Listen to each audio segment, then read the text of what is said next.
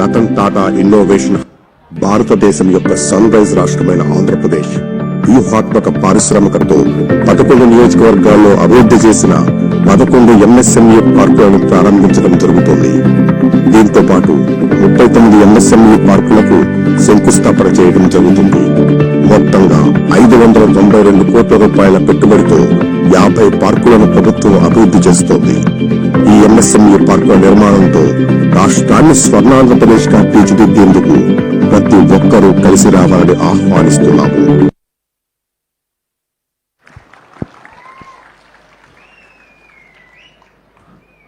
అదే విధముగా వారిని ఈ యొక్క కర్టెన్ రైజర్ అలాగే ఈ 11 నియోజకవర్గాల్లో 216 కోట్లతో MSE పార్కులు ప్రారంభోత్సవ కార్యక్రమం అలాగే 39 MSE పార్కుల శంకుస్థాపనలు వారి అమృత హస్తాల మీదుగా గట్టిగా ఒకసారి చప్పట్లతో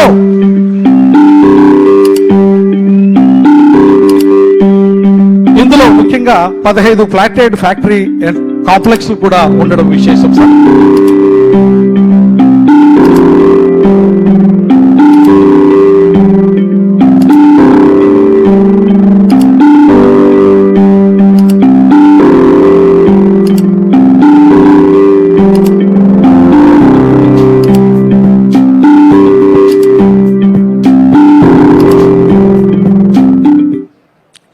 ధన్యవాదాలు సార్.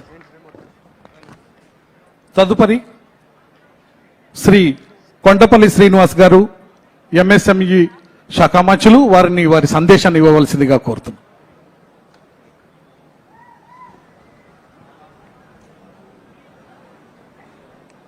గౌరవనీయ ముఖ్యమంత్రి వర్యులు శ్రీ నారా చంద్రబాబు నాయుడు గారికి, హాజరైన మంత్రివర్గ సభ్యులకి, పార్లమెంటు సభ్యులకి, శాసనసభ సభ్యులకి, ఉన్నతాధికారులకి, మరి ఆత్మకూరు ప్రజానికానికి ఈరోజు మీ అందరి సమక్షంలో ఎంతో ప్రతిష్టాత్మకమైన MSME పార్క్ ఈరోజు ఇక్కడ ఇనాగ్రేట్ అవ్వడం చాలా ఆనందంగా ఉంది. మీ అందరికీ కూడా హృదయపూర్వక అభినందనలు తెలియజేసుకున్నాను.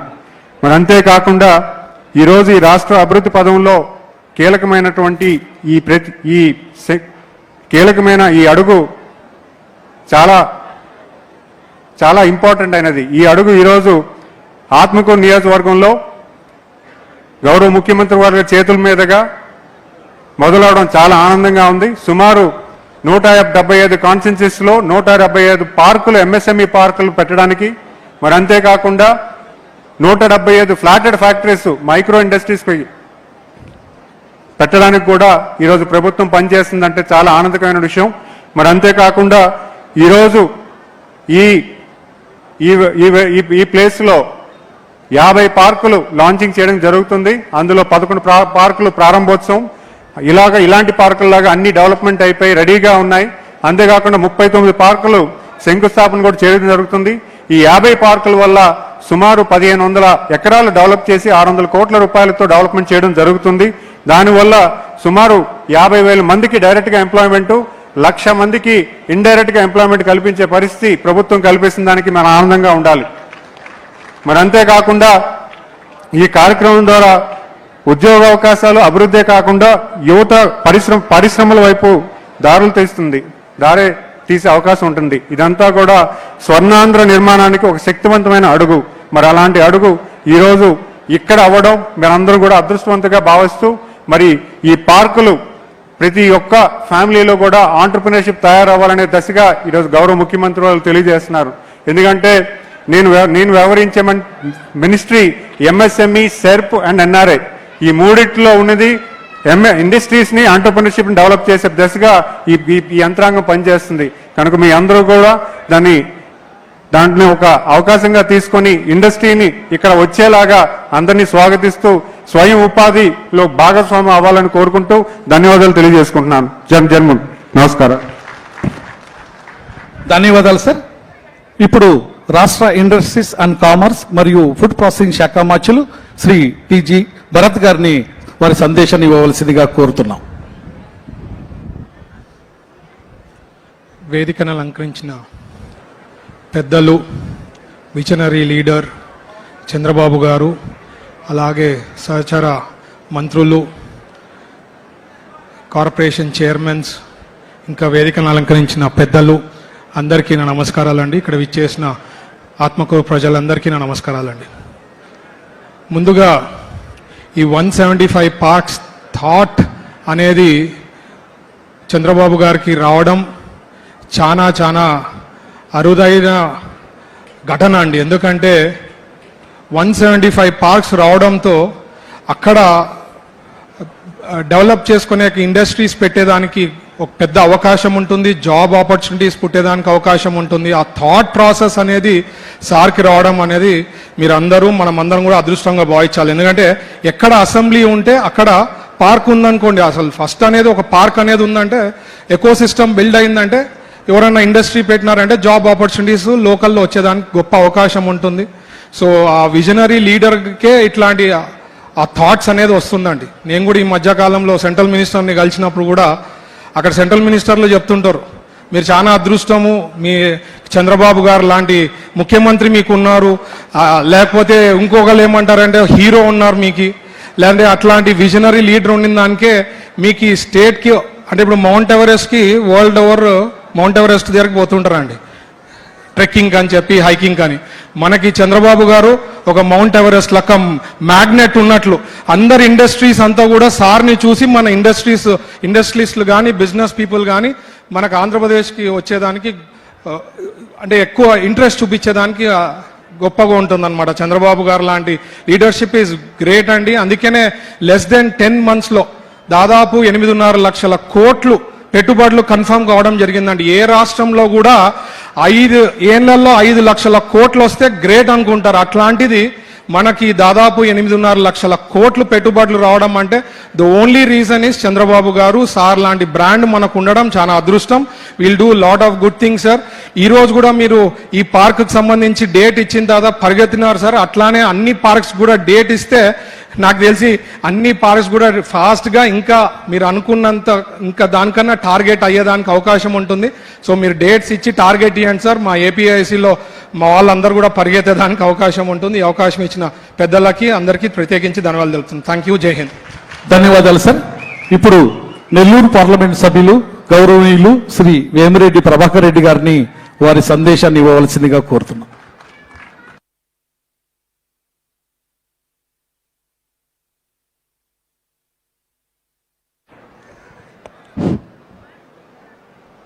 మన విజనరీ లీడరు, మోర్ దెన్ అ పాలిటీషియన్, ఎంటర్ప్రెన్యూర్షిప్ ఉన్న వ్యక్తి ఈరోజు మన ముందు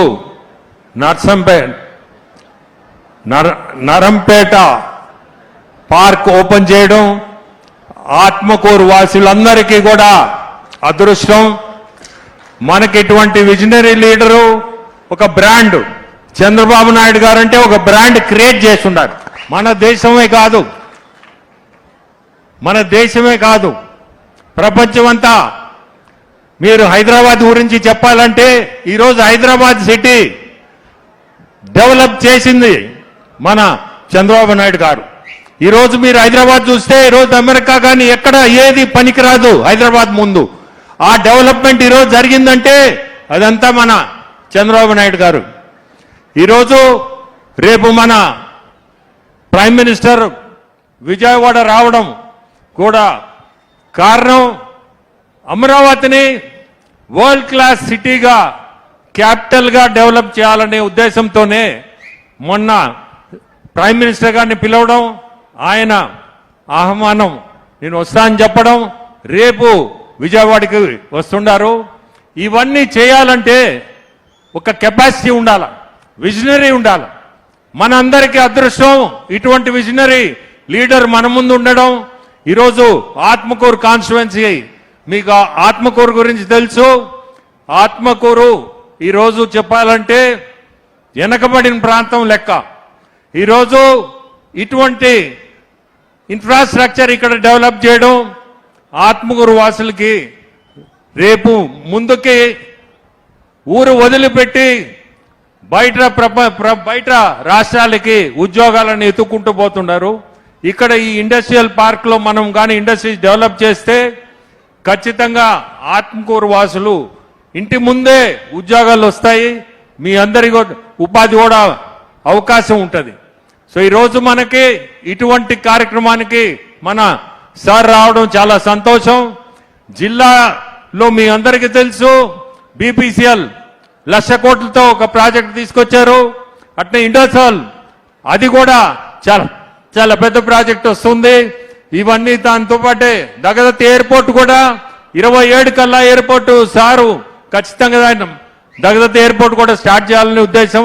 సో మన జిల్లా ఖచ్చితంగా ఎక్కడికో వెళ్ళిపోతే మన జిల్లా నెల్లూరు జిల్లా మీద సార్కుండే ప్రేమ అభిమానం మీ అందరు మొన్న 10కి సీట్లు గెలిపేయడం చాలా సంతోషం. రేపు ముందుకు చూస్తారు నెల్లూరు జిల్లా నంబర్ 1లో నిలబడుతుందని చాలా సంతోషం. ఈరోజు మీ అందరికి కూడా వచ్చిన మంత్రులందరికీ కూడా నా ధన్యవాదాలు చెప్తూ నమస్కారం. ధన్యవాదాలు సార్. ఇప్పుడు రాష్ట్ర దేవాదాయ శాఖ మంత్రులు గౌరవనీయులు శ్రీ ఆనం రామనారెడ్డి గారిని వారి సందేశాన్ని ఇవ్వాల్సిందిగా కోరుతున్నాం. గౌరవనీయులు రాష్ట్ర ముఖ్యమంత్రి వర్యులు శ్రీ నారా చంద్రబాబు నాయుడు గారు, పార్లమెంట్ సభ్యులు, వేదిక పైన ఉన్నటువంటి నా సహచర మంత్రివర్యులు, అలాగే అనేక ప్రాంతాల నుంచి ఇక్కడికి వచ్చినటువంటి పారిశ్రామిక నిపుణులు, ఆత్మకూరు నియోజకవర్గ ప్రాంత వెనుకబడినటువంటి గ్రామాల నుంచి ఇక్కడికి వచ్చినటువంటి అనేక మంది ప్రజలకు, సోదరులకు మీ అందరికీ ప్రత్యేక ధన్యవాదాలు తెలియజేస్తున్నాను. ఈరోజు ఆత్మకూరు నియోజకవర్గ చరిత్రలో ఇది ఒక సువర్ణాక్షరాలతో లిఖించబడేటువంటి రోజు. మనందరికీ తెలుసు 10 మాసాల క్రితం ఆనాడు జరిగినటువంటి సార్వత్రిక ఎన్నికల్లో చంద్రబాబు నాయుడు గారు ఈ రాష్ట్ర ప్రగతిని, ఈ రాష్ట్ర సంక్షేమాన్ని, అభివృద్ధిని ఆశీర్వదించమని చెప్పి మీ దగ్గరకు వచ్చినప్పుడు మీరందరూ కలిసి ఒక్కటే మాట, ఒకటే బాటగా ప్రభాకర్ రెడ్డి గారిని, నన్ను ఇద్దరిని ఇక్కడ అత్యధిక మెజారిటీతో గెలిపించడం జరిగింది. ఇక్కడ నిలబడ్డటువంటి ఈ ప్రాంతం ఒకప్పుడు ఇక్కడ ఒక పరిశ్రమ వస్తుందని చెప్పి ఆశిస్తే ఆ పరిశ్రమ ఇక్కడికి రాకూడదని చెప్పి గత ప్రభుత్వంలో దారి మళ్లించినటువంటి ప్రభుత్వం నాయకుడు వాళ్ళైతే ఇక్కడ ఒక్క పరిశ్రమే కాదు, దాదాపు 300 పరిశ్రమలు ఇక్కడ పెట్టాలి అని చెప్పి ఈరోజు స్వయంగా మన దగ్గరికి వచ్చినటువంటి నాయకుడు మన చంద్రబాబు నాయుడు గారు, మన రాష్ట్ర ముఖ్యమంత్రి అని చెప్పి నేను మీకు మనవి చేస్తున్నాను. ఇది ఆలోచన విధానం. ఒక ప్రాంతం అభివృద్ధి చెందాలి, ఆ ప్రాంతంతో మరొక ప్రాంతం కలిసి నడవాలి.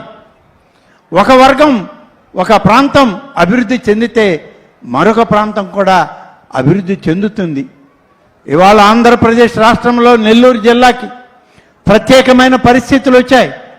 ఒకవైపు రామాయపట్నం పోర్టు, మరొక వైపు ఎంఎస్ఎంఈ పార్కులు, అలాగే మేజర్ ఇండస్ట్రియలిస్టులు బీపీసీఎల్ ప్రాజెక్ట్ కానీ, ఇండోసాల్ ప్రాజెక్ట్ కానీ, అలాగే మనకి ఉన్నటువంటి మరి ఫిషింగ్ హార్బర్లు కానీ, అలాగే మనకి ఎయిర్పోర్ట్లు కానీ, ఇవాళ ఎంఎస్ఎంఈ పార్క్.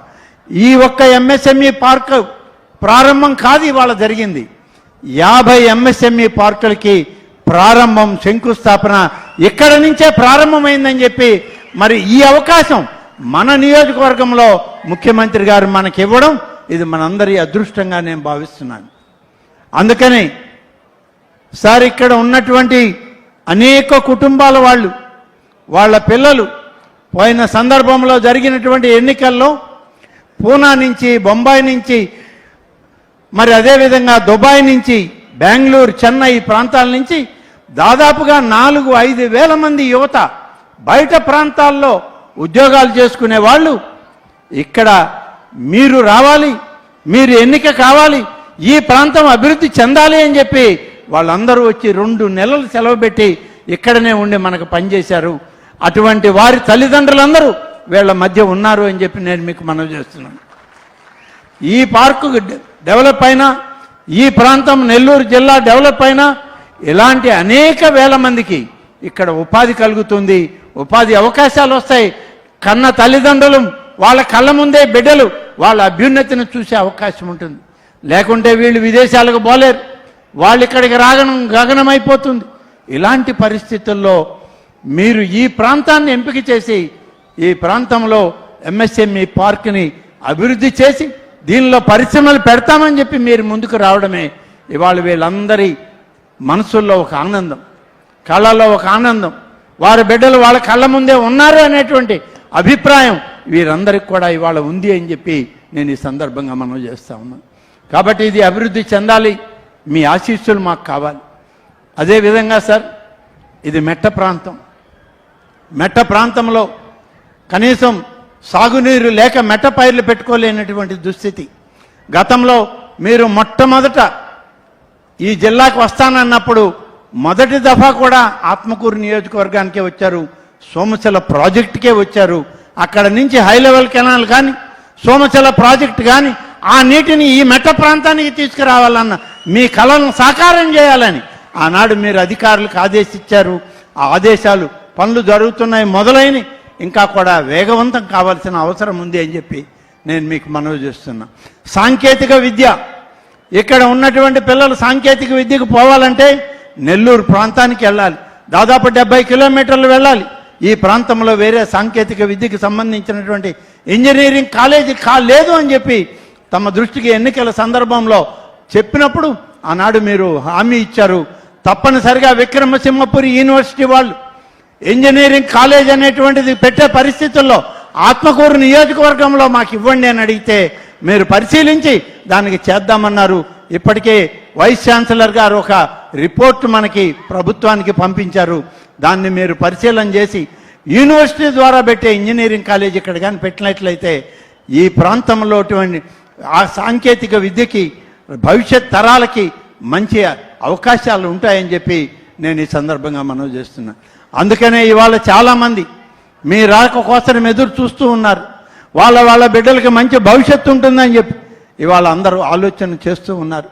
ఇప్పటికే మనం చాలా కాలాతీతమైంది, నేను ఇంకా ఎక్కువ మాట్లాడను. మీకు గతంలో ఇచ్చినవి అలాగే ఇప్పుడు మేము ఇచ్చేటువంటి మా మహజర్లని వీరందరూ కలిసి ఇచ్చేటువంటి రిప్రజెంటేషన్గా దాన్ని స్వీకరించి త్వరితగతిన ప్రభుత్వంలో వాటికి ఆమోదాలు ఇచ్చి ఆత్మకూరు నియోజకవర్గం వెనుకబడిన నియోజకం కాదు, అన్ని ప్రాంతాలతోటి ఇది కూడా అభివృద్ధి చెందే నియోజకవర్గం అని చెప్పి మీరు ఆశీర్వదించాలని మనస్ఫూర్తిగా మిమ్మల్ని కోరుకుంటూ సెలవు తీసుకుంటున్నాను. జై హింద్, జై తెలుగుదేశం. ధన్యవాదాలు సార్. ఇప్పుడు పంచాయతీ కార్యదర్శి చేత విలేజ్ ఎకనామిక్ రిపోర్టు.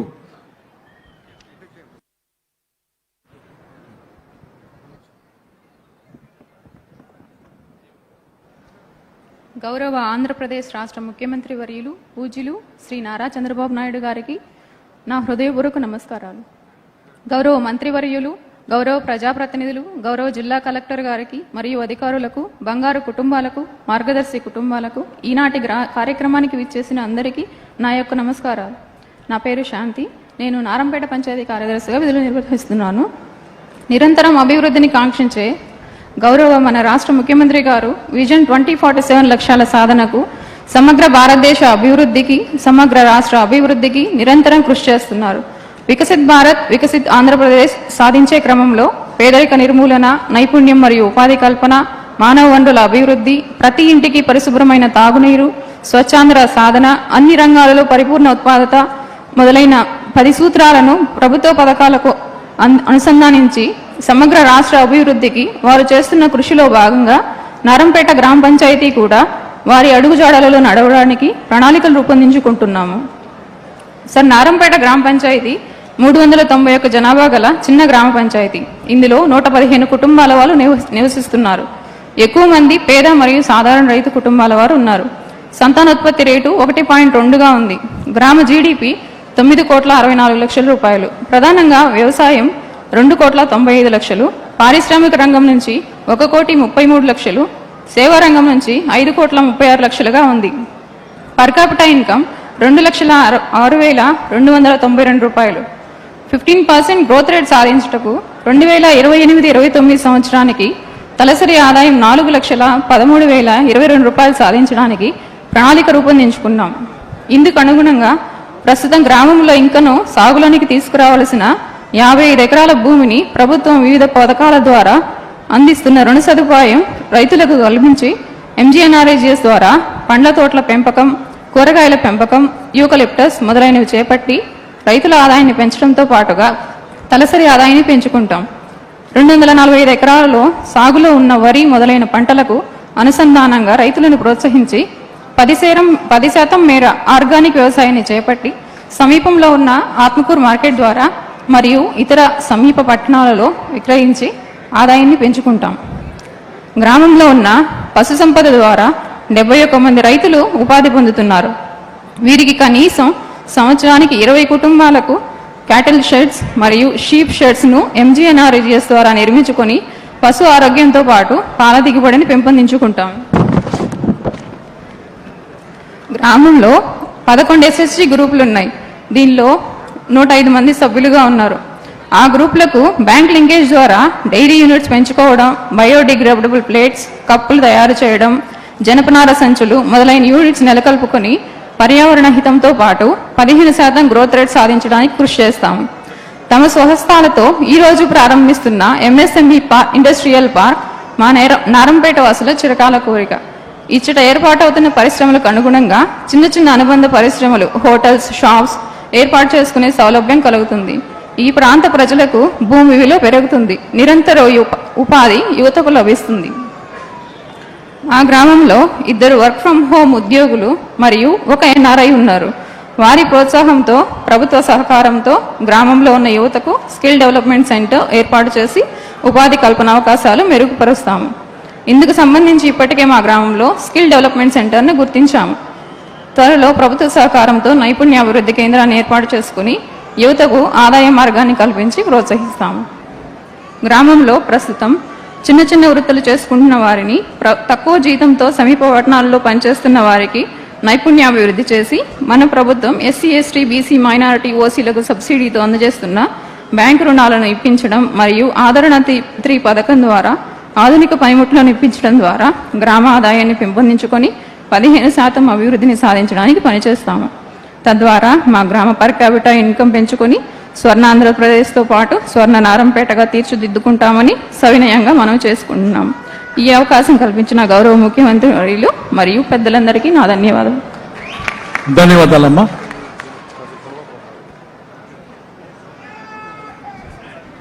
తదుపరి అభివృద్ధికి వారు చిరునామా.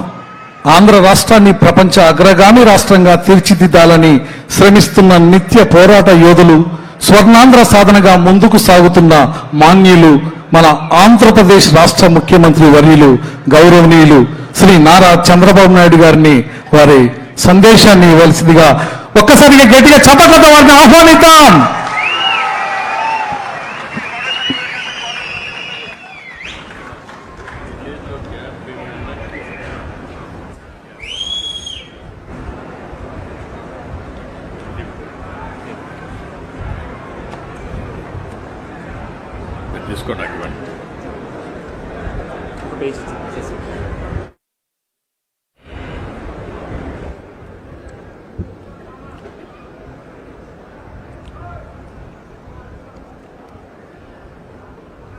గౌరవనీయులు,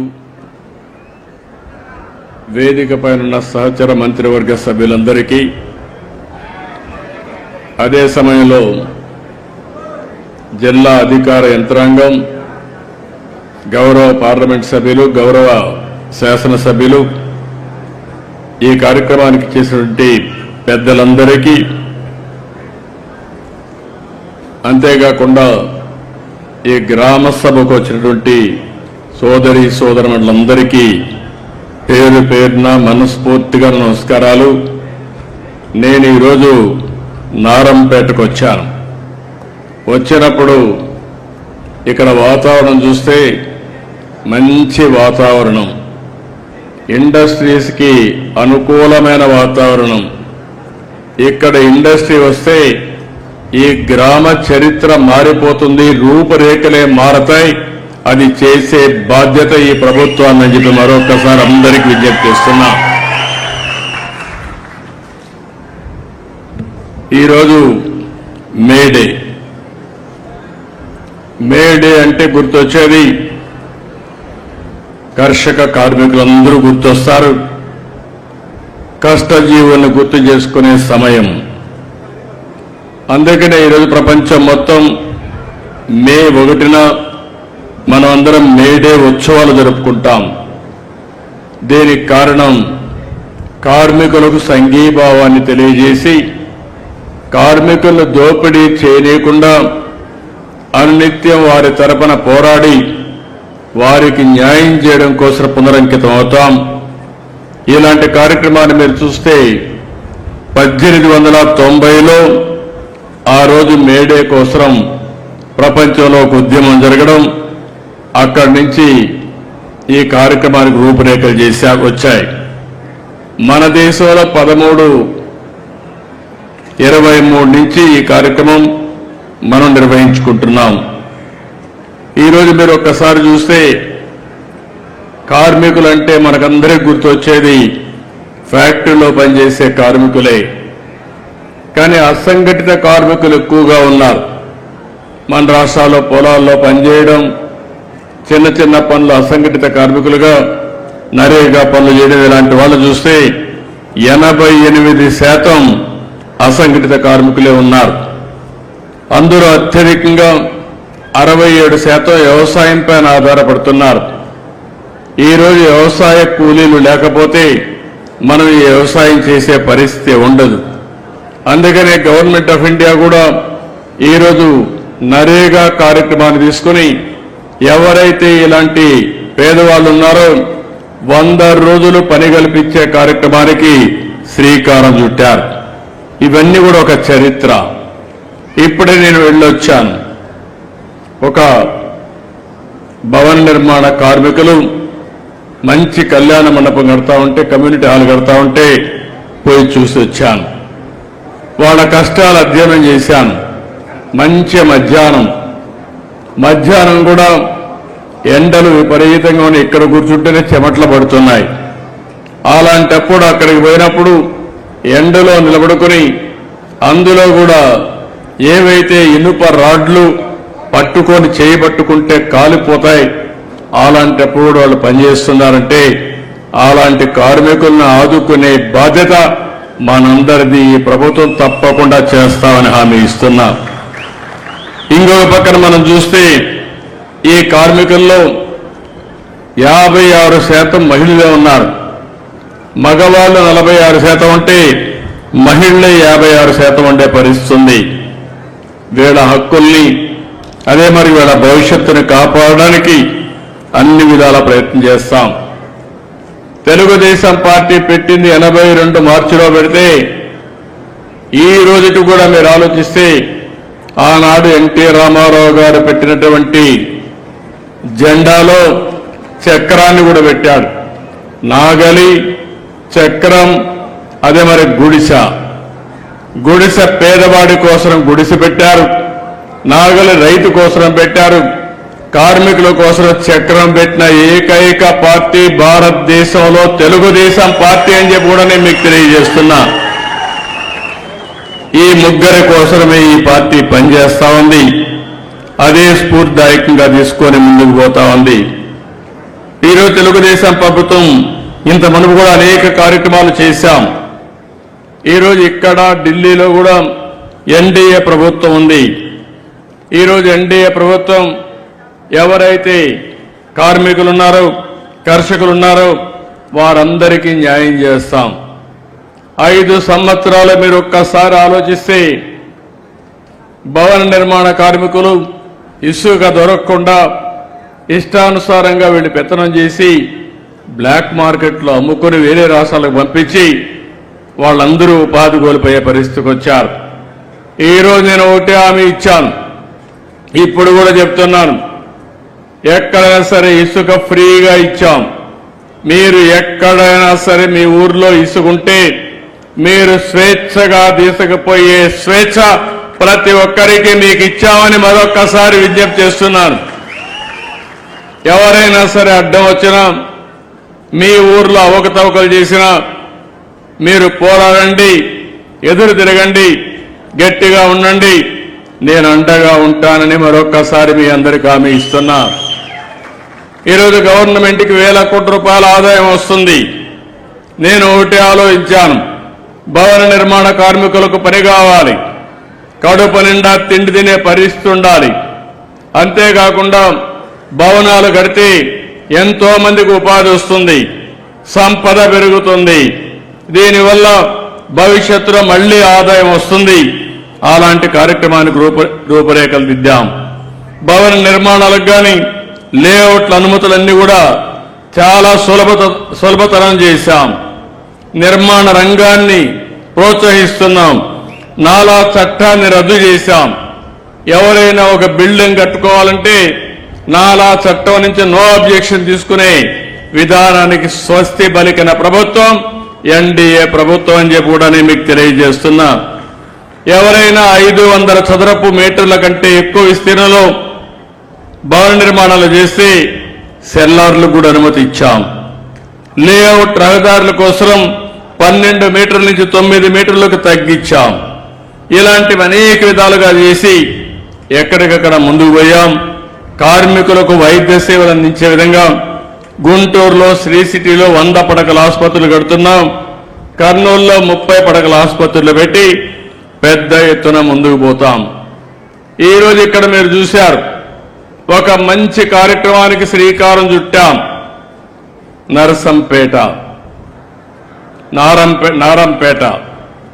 నారంపేట ఎంఎస్ఎంఈ పార్క్.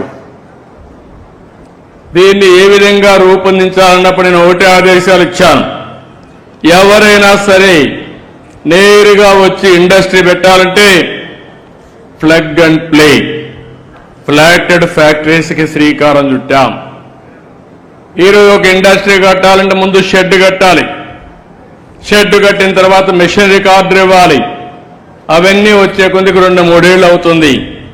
అట్లా కాకుండా ఇక్కడ షెడ్లు రెడీగా ఉంటాయి, కరెంటు రెడీగా ఉంటుంది. అవసరమైతే కామన్ ఇన్ఫ్రాస్ట్రక్చర్ రెడీ చేస్తాం, మార్కెటింగ్ సెంటర్ కూడా పెడతాం. అన్ని వస్తువులు పెట్టి మీరు నేరుగా వచ్చి మీరు ఏ ఫ్యాక్టరీ అనుకుంటే అది స్టార్ట్ చేసే విధానానికి శ్రీకారం చుడుతున్నామని చెప్పి కూడా నేను మీకు తెలియజేస్తున్నా. రాష్ట్రంలో ఒకటే మిమ్మల్ని అందరినీ కోరుతున్నా. హైదరాబాద్ చూశారు.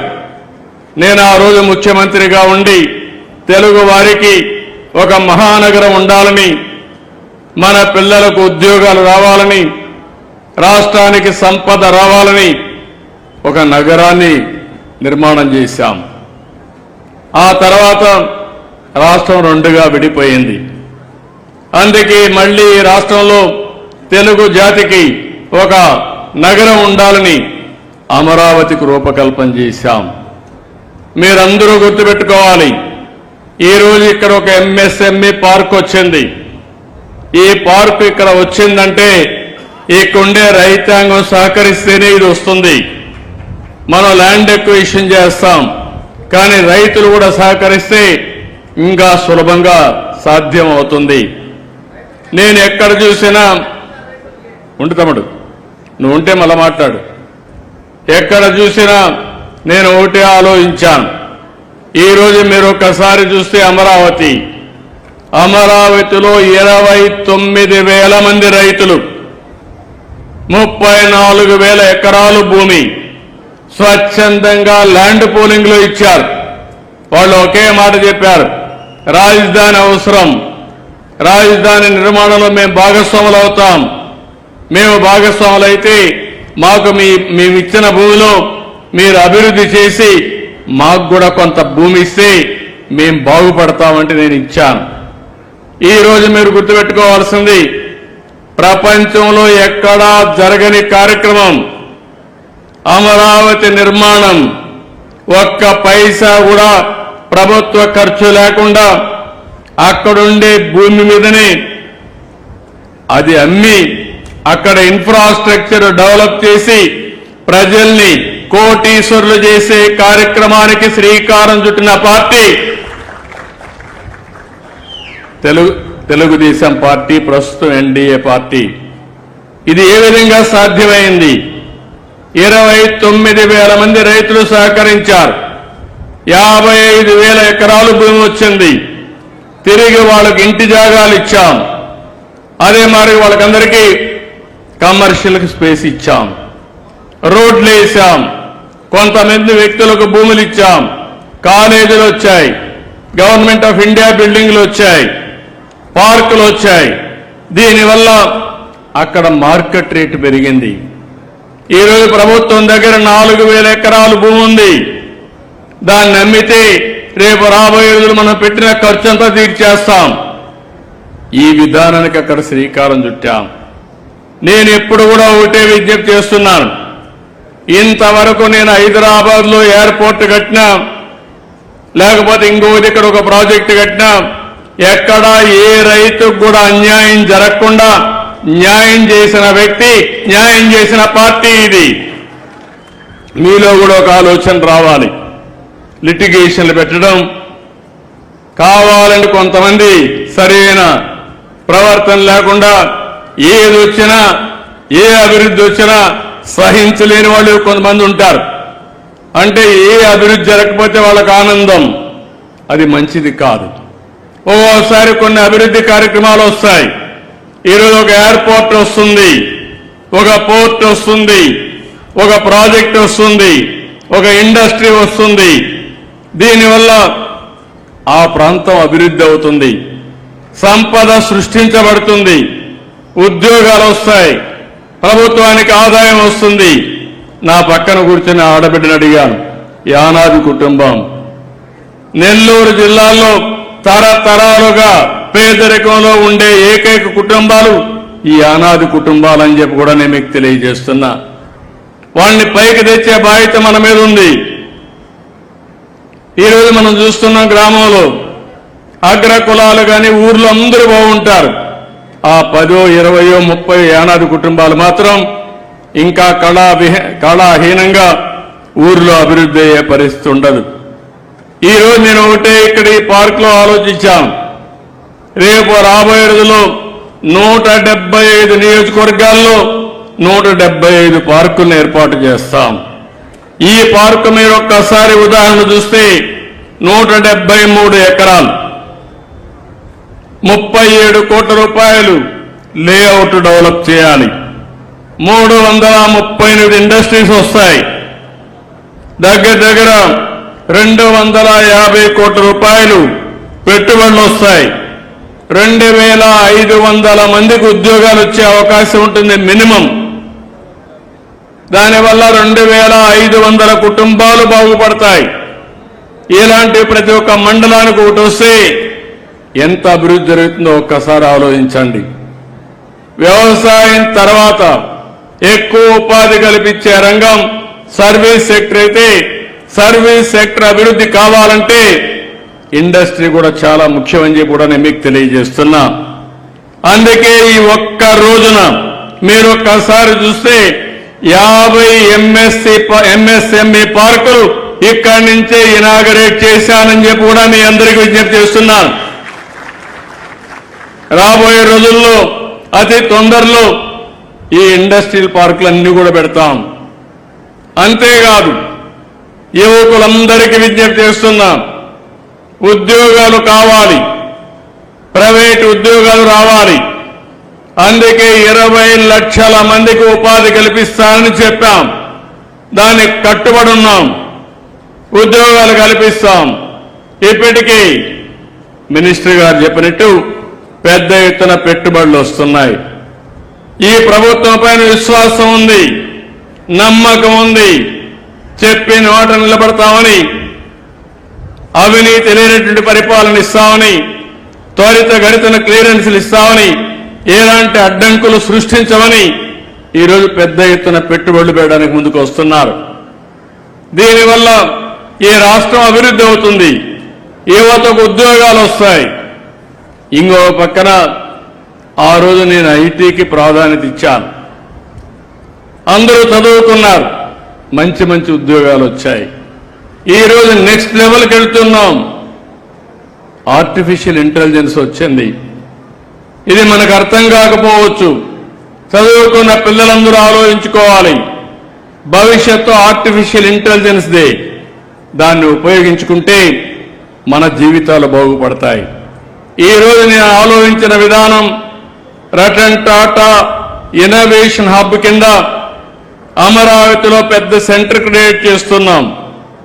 ఉత్తరాంధ్ర 3 జిల్లాలకి విశాఖపట్నం కేంద్రంగా, గోదావరి జిల్లాలకి రాజమండ్రి కేంద్రంగా, గుంటూరు కృష్ణా జిల్లాలకి విజయవాడ కేంద్రంగా, ప్రకాశం నెల్లూరు చిత్తూరు ఈ 3 జిల్లాలకు తిరుపతి కేంద్రంగా పెట్టి, అనంతపూర్ కర్నూలు కడపకి అనంతపూర్ కేంద్రంగా పెట్టి 5 రీజినల్ హబ్స్ పెడుతున్నాం.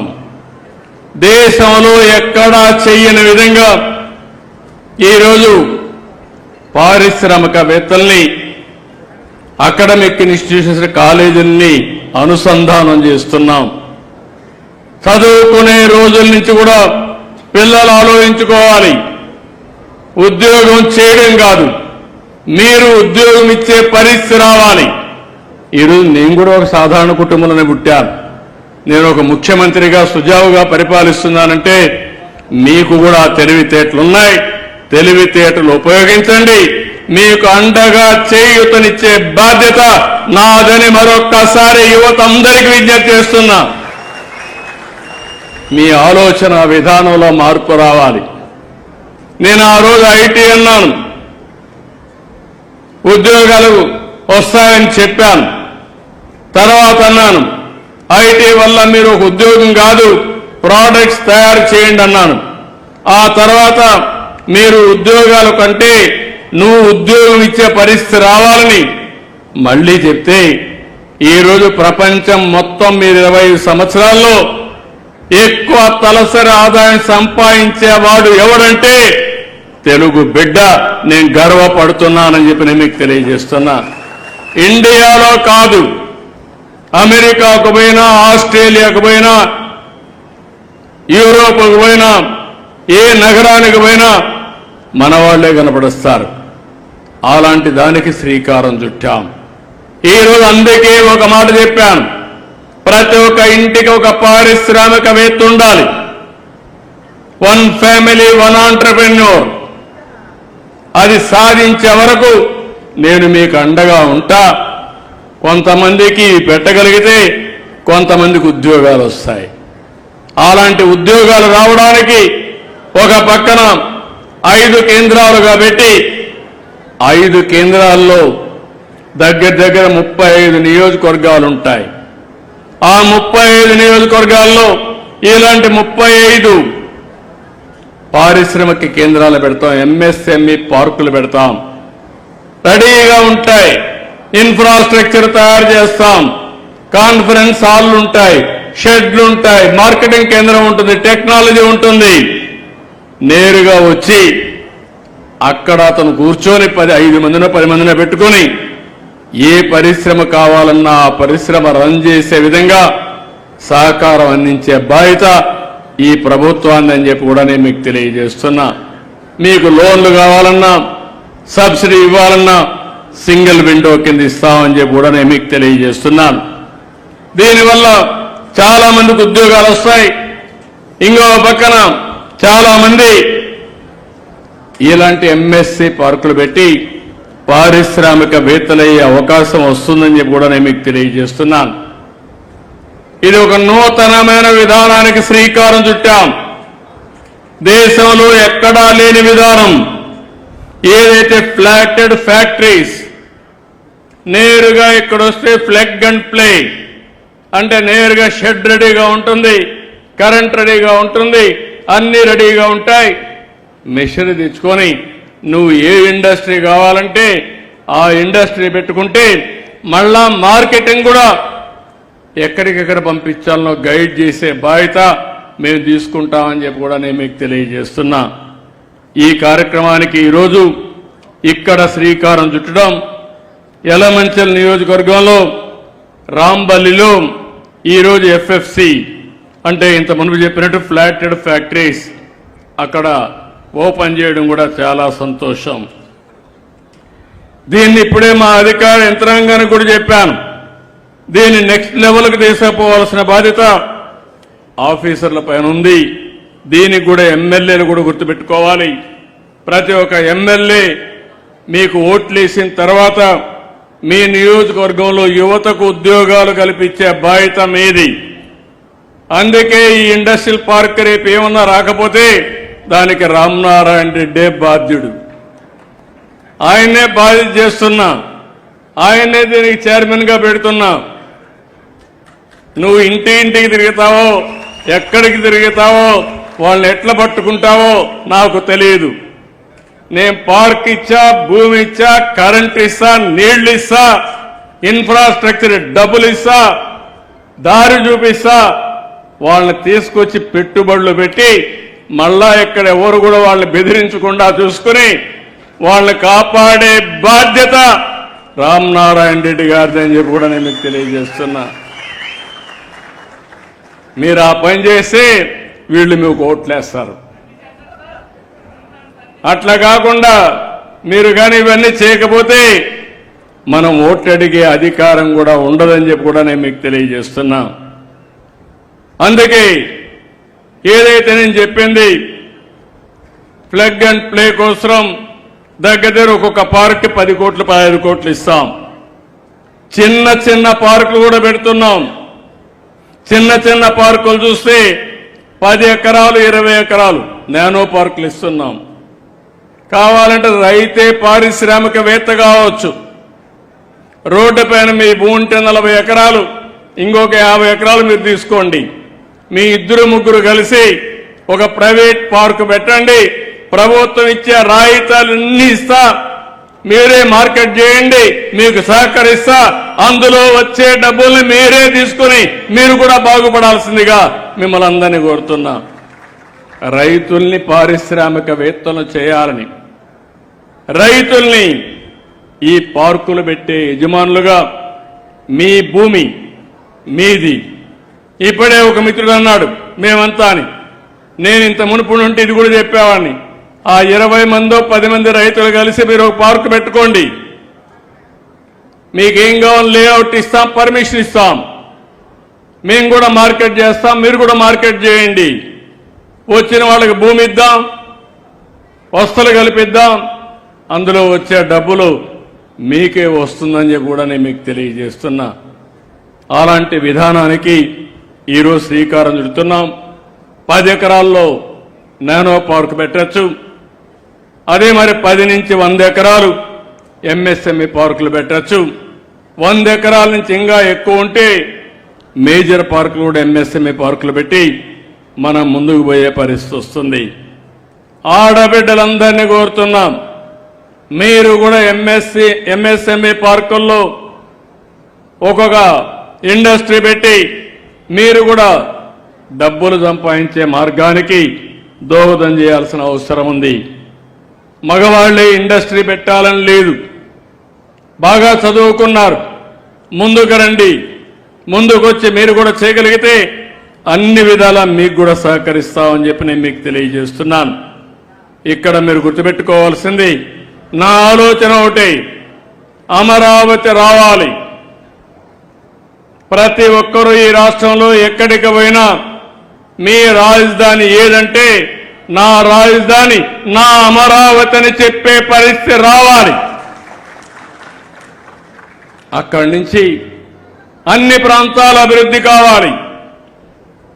ఈరోజు నెల్లూరు జిల్లా ఉంది, ఇప్పుడు కొత్తగా వచ్చిన కందుకూరు కూడా ఉంది, కృష్ణపట్నం పోర్ట్ ఉంది, కృష్ణపట్నంలో ఇప్పటికే క్రిష్ సిటీ కూడా వచ్చింది, ఇండస్ట్రియల్ పార్క్ పనులు అవుతున్నాయి. రామాయంపట్నం వచ్చింది, రామాయంపట్నంలో బీపీసీఎల్ 95,000 కోట్ల రూపాయలు ఖర్చు పెట్టి పెద్ద రిఫైనరీ పెడుతున్నారు. అదే సమయంలో అక్కడనే అరామ్కో కూడా వచ్చి వారితో కలిసి నెక్స్ట్ లెవెల్కి తీసుకుపోవాలని ఆలోచిస్తున్నారు. అదే మరిగా ఏదైతే ఎప్పటి నుంచో చెప్పాను ఎయిర్పోర్ట్, తప్పకుండా కావలి పక్కన ఏదైతే మన దగదర్తి ఎయిర్పోర్ట్ తొందరలోనే ప్రారంభించి వీలైనంత తొందరలో పూర్తి చేస్తాం. 2 పోర్ట్లు, ఒక ఎయిర్పోర్టు, భవిష్యత్తులో ఇంకా అనేక అభివృద్ధి కార్యక్రమాలు, సోమశిల నీళ్లు, నేషనల్ హైవేస్ కానీ, రైల్వే లైన్స్ కానీ, ఇన్ని వస్తులుంటే ఇంకా మీకు కావాల్సింది ఏంటంటున్నా, మీ మైండ్కు పదును పెట్టండి, మీరు కూడా పనిచేయండి. నేను ఒకటే ఆలోచిస్తున్నాను, ఈ 3 ప్రాంతాలకి, 2 జిల్లాలకి వస్తే తిరుపతి ఒక స్పిరిచువల్ సెంటర్గా ఉంది, శ్రీ సిటీ ఇక్కడే ఉంది. రేపు కూడా ఎల్జీ 5,000 కోట్ల రూపాయలు ఖర్చు పెట్టి ఒక 10,000 మంది ఉద్యోగాలు కూడా క్రియేట్ చేసే పరిస్థితికి వస్తున్నారు. ఇప్పటికే చాలా ఇండస్ట్రీస్ వచ్చాయి, ఇంకా పరిశ్రమలు వస్తాయి. ఇంకో పక్క రాయలసీమ ఉంది, గ్రీన్ ఎనర్జీ హబ్గా తయారవుతుంది, హైటెక్ ఇండస్ట్రీస్ వస్తాయి, విశాఖపట్నంలో స్టీల్ వస్తుంది. ఈ విధంగా మొత్తం రాష్ట్రమంతా అభివృద్ధి చేయాలనేది నా ఆలోచన. ఇప్పుడే రామనారాయణ గారు చెప్పినట్టు ఇక్కడే సోమశిల ఉంది కానీ, మీ నియోజకవర్గంలో ఉంది కానీ మీ నియోజకవర్గానికి నీళ్లు రావడం లేదు. ఆ నీళ్లు ఇచ్చే బాధ్యత ఈ ప్రభుత్వానిదని మరొక్కసారి మీ అందరికీ హామీ ఇస్తున్నాను. ఇదే కాదు, భవిష్యత్తులో నా ఆలోచన అంతా ఎక్కడికక్కడ ప్రతి ఎకరాకు నీళ్లు ఇవ్వాలని. మీరు చూస్తే రాష్ట్రంలో ఇరిగేషన్ ప్రాజెక్ట్స్ అన్ని, ఆ రోజు ఎన్టీ రామారావు గారిని ఎప్పుడూ ఈ జిల్లా గుర్తుపెట్టుకోవాలి. శ్రీశైలం నుంచి నీళ్లు వచ్చినప్పుడు ఆ నీళ్లు నేరుగా తమిళనాడుకు తీసుకుపోవాలంటే కాదు, నా రాయలసీమ, నా నెల్లూరుకు నీళ్లు ఇచ్చిన తర్వాతనే తమిళనాడుకి వెళతాయని ఆ రోజు శ్రీకారం చుట్టిన వ్యక్తి ఎన్టీ రామారావు గారు. ఆ నీళ్లు వస్తున్నాయి కాబట్టి సోమశిల నిండుతా ఉంది. సోమశిలే కాదు, కందలేరు నిర్మాణం చేసిన వ్యక్తి ఎన్టీ రామారావు గారు. తెలుగుదేశం పార్టీ ఈ జిల్లాలో చాలా కార్యక్రమాలు చేశాం. అందుకే అవన్నీ గుర్తించి మొట్టమొదటిసారిగా 10 సీట్లకు 10 సీట్లు గెలిపించారు. ఇది శుభ పరిణామం. అందుకని జిల్లా అభివృద్ధి చేస్తాం. ఇప్పుడే ఇంజనీరింగ్ కాలేజ్ చెప్పారు, ఇక్కడ యూనివర్సిటీ ఒక కాలేజీ కావాలని ఈరోజు అడిగారు.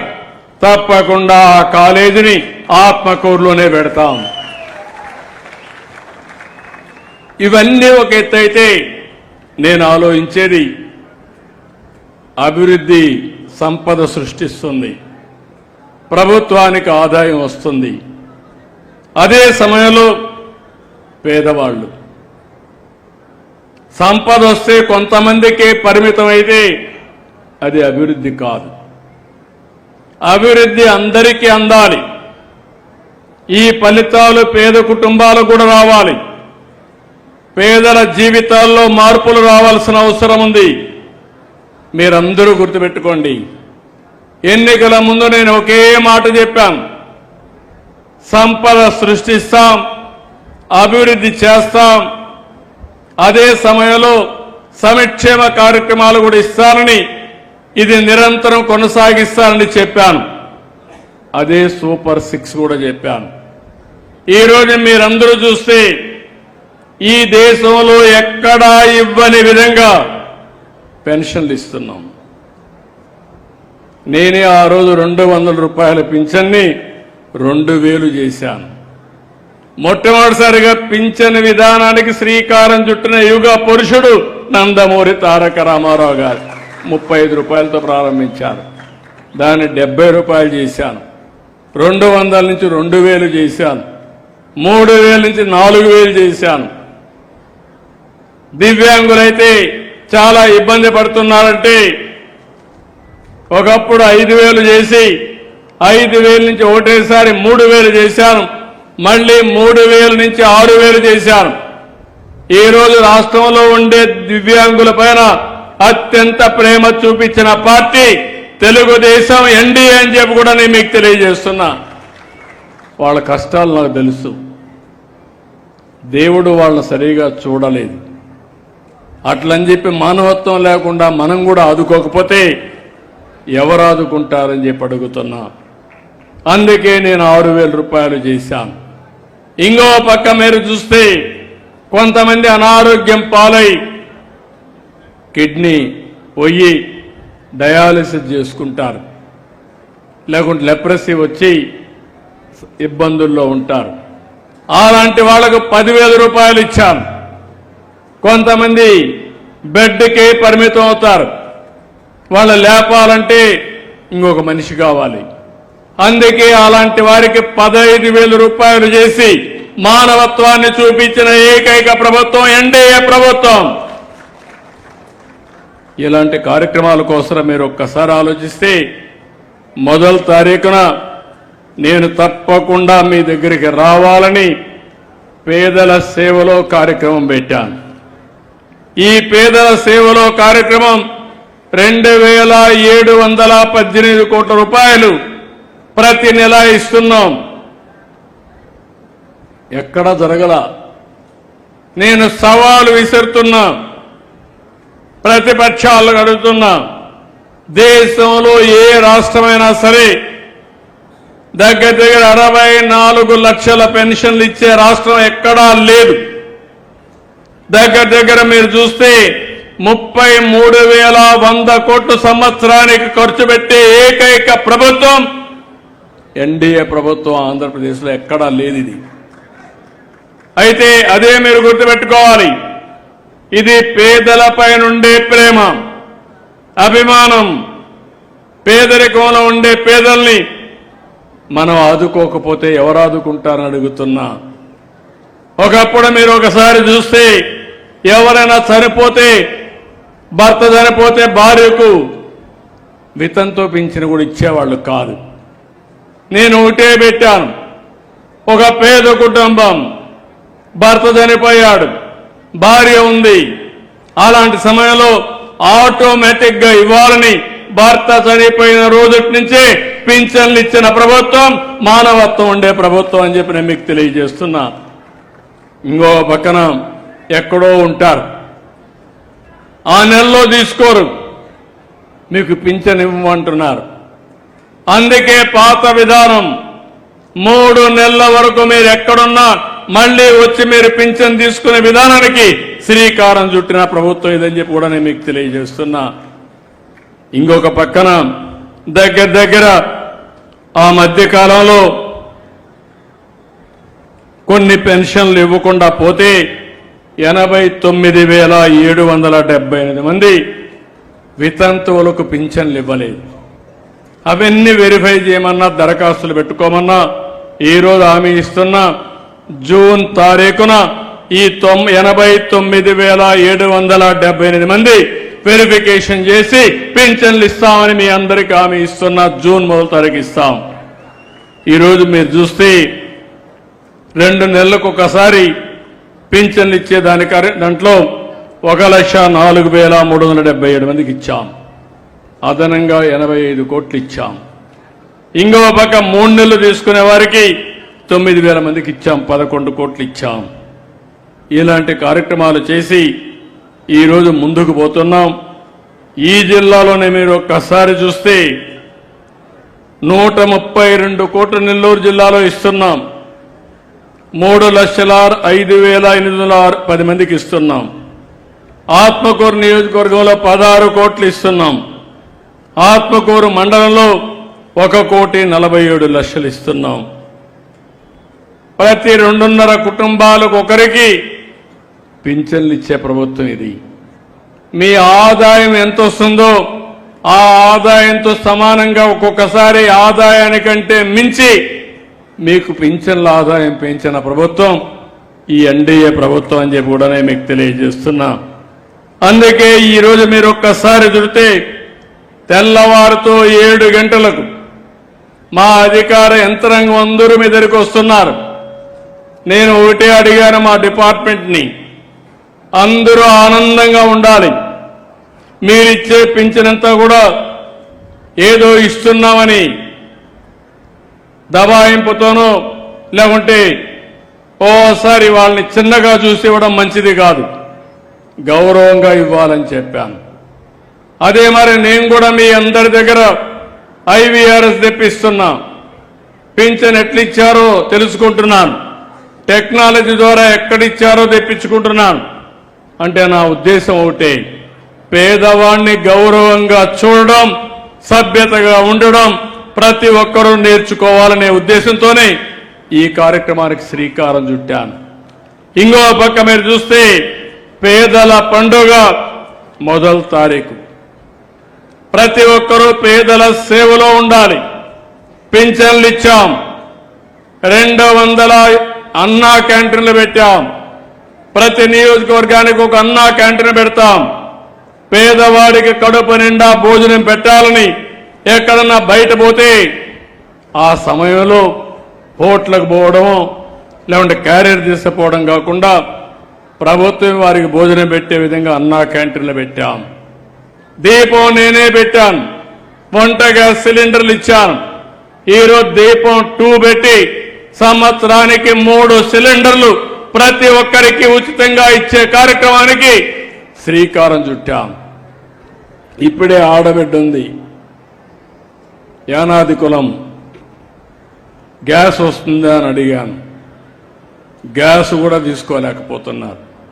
ఇల్లు లేదు, గ్యాస్ కూడా తీసుకోవడం లేదు.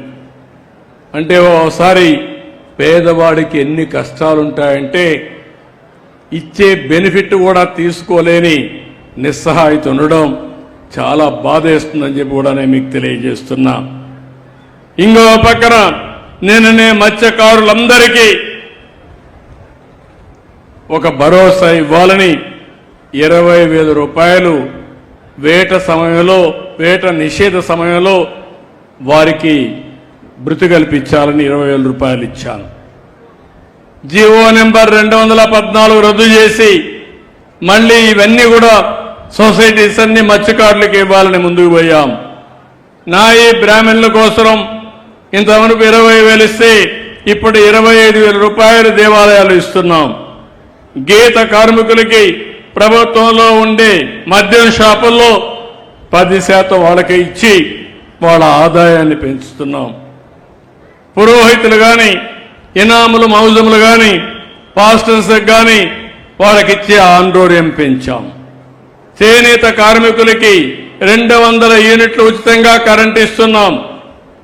పవర్ లూమికి 500 యూనిట్లు కరెంటు ఉచితంగా ఇస్తున్నాం. జీఎస్టీ మాఫీ చేశాం. ఇంకో పక్కన వడ్డెర కులస్తులకి ఎక్కడికక్కడ క్వారీలు వాళ్ళకి ఇచ్చే బాధ్యత తీసుకున్నాం. ఇవన్నీ కూడా రేపు రాబోయే నెలలో రైతులందరికీ హామీ ఇస్తున్నాం. కేంద్రం రైతు అకౌంట్లో డబ్బులు వేస్తారు.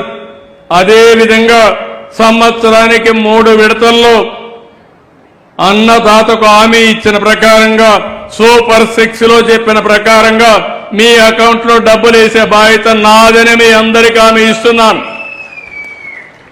కేంద్రం 6,000 ఇస్తా ఉంది, మనం 14,000 ఇస్తున్నాం. 3 విడతల్లో 14,000 రూపాయలు మీ అకౌంట్లో వేసే బాధ్యత నేను తీసుకుంటాను. ఇంకో పక్క తల్లికి వందనం. ఎవరైతే పిల్లలు చదువుకుంటున్నారో ఆ పిల్లలందరికీ 15,000 ఇస్తానని చెప్పాను. ఎంతమంది పిల్లలుంటే అంతమందికి ఇస్తానన్నాను.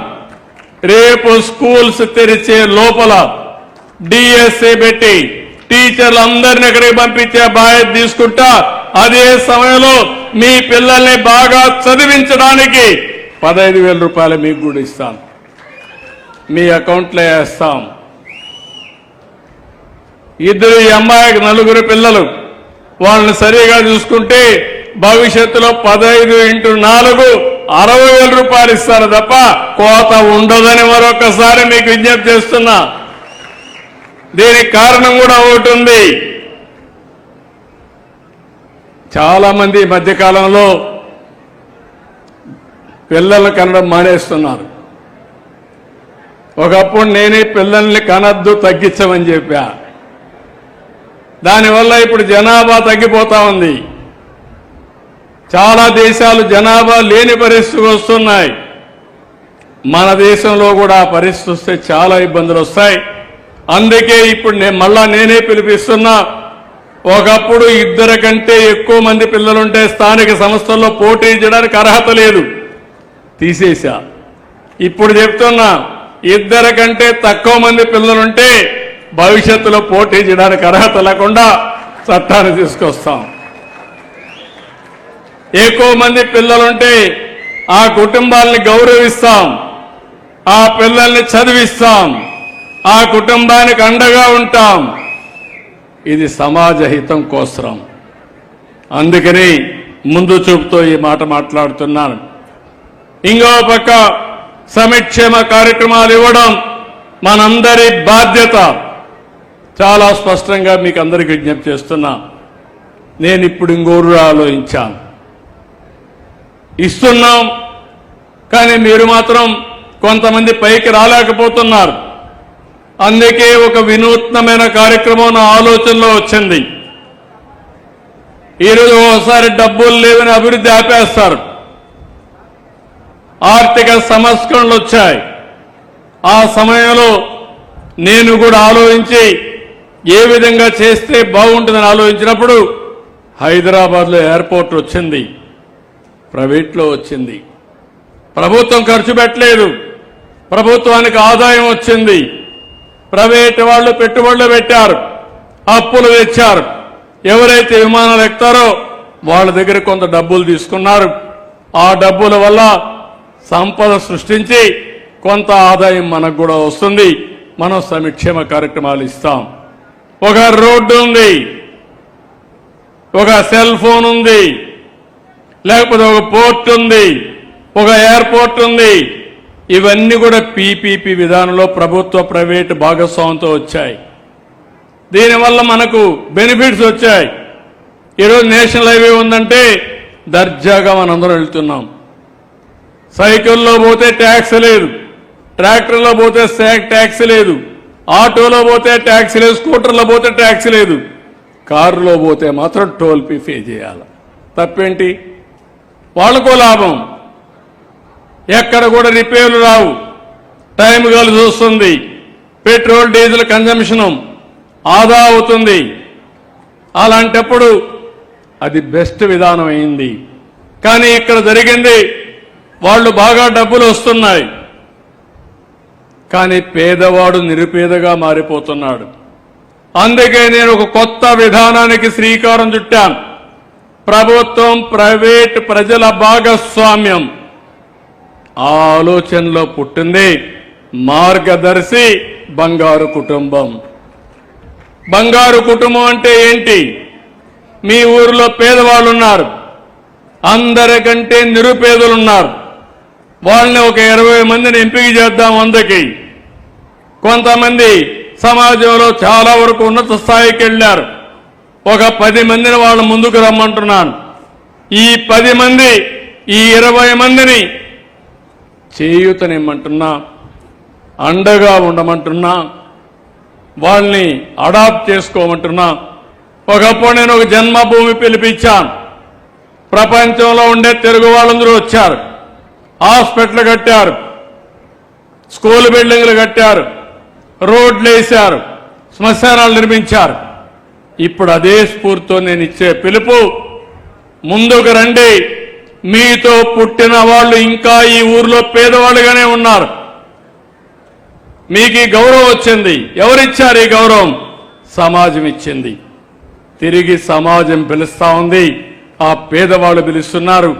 వాళ్ళను బాగు చేసే బాధ్యత మీకు అప్పచెప్తానని చెప్పి పిలిపించాను. దీన్ని మొన్న ఉగాది రోజున లాంచ్ చేశాను. నేను ఈ రాష్ట్రంలో 30 లక్షల కుటుంబాలని బంగారు కుటుంబాలుగా ఎంపిక చేస్తున్నా. ఒక 5 లక్షల మంది, 10 లక్షల మందిని మార్గదర్శకులుగా ఎంపిక చేస్తున్నా. నేను ఇవ్వాల్సిన అన్ని ఇస్తాను. సూపర్ 6 ఇస్తాను. ఎన్నికల మేనిఫెస్టో అమలు చేస్తాను. ఏం చేయాలనో అభివృద్ధి కోసం ముందుకు తీసుకెళ్తాను. అదే సమయంలో ప్రజల్ని ఆస్తిగా చేసుకుని వాళ్లకు చేయూతనిస్తే వండర్స్ చేస్తారు. నాకు అవకాశం వచ్చింది. అంచెలంచెలుగా ఎదిగాను. ఎన్టీ రామారావు గారు కూడా ఒక పేద కుటుంబంలోనే పుట్టాడు, మధ్యతరగతిలో పుట్టాడు. నరేంద్ర మోడీ గారు కూడా ఒక పేద కుటుంబంలో పుట్టారు. అంబేద్కర్ గారు ఒక పేద కుటుంబంలో పుట్టారు. మహాత్మా గాంధీ ఒక పేద కుటుంబంలో పుట్టాడు. పొట్టి శ్రీరాములు ఒక సాధారణ కుటుంబంలో పుట్టారు. వాళ్ళు చేసిన పనుల వల్ల అసాధారణమైన వ్యక్తులుగా తయారయ్యారు. అదే ఇప్పుడు నేను ఇచ్చే పిలుపు.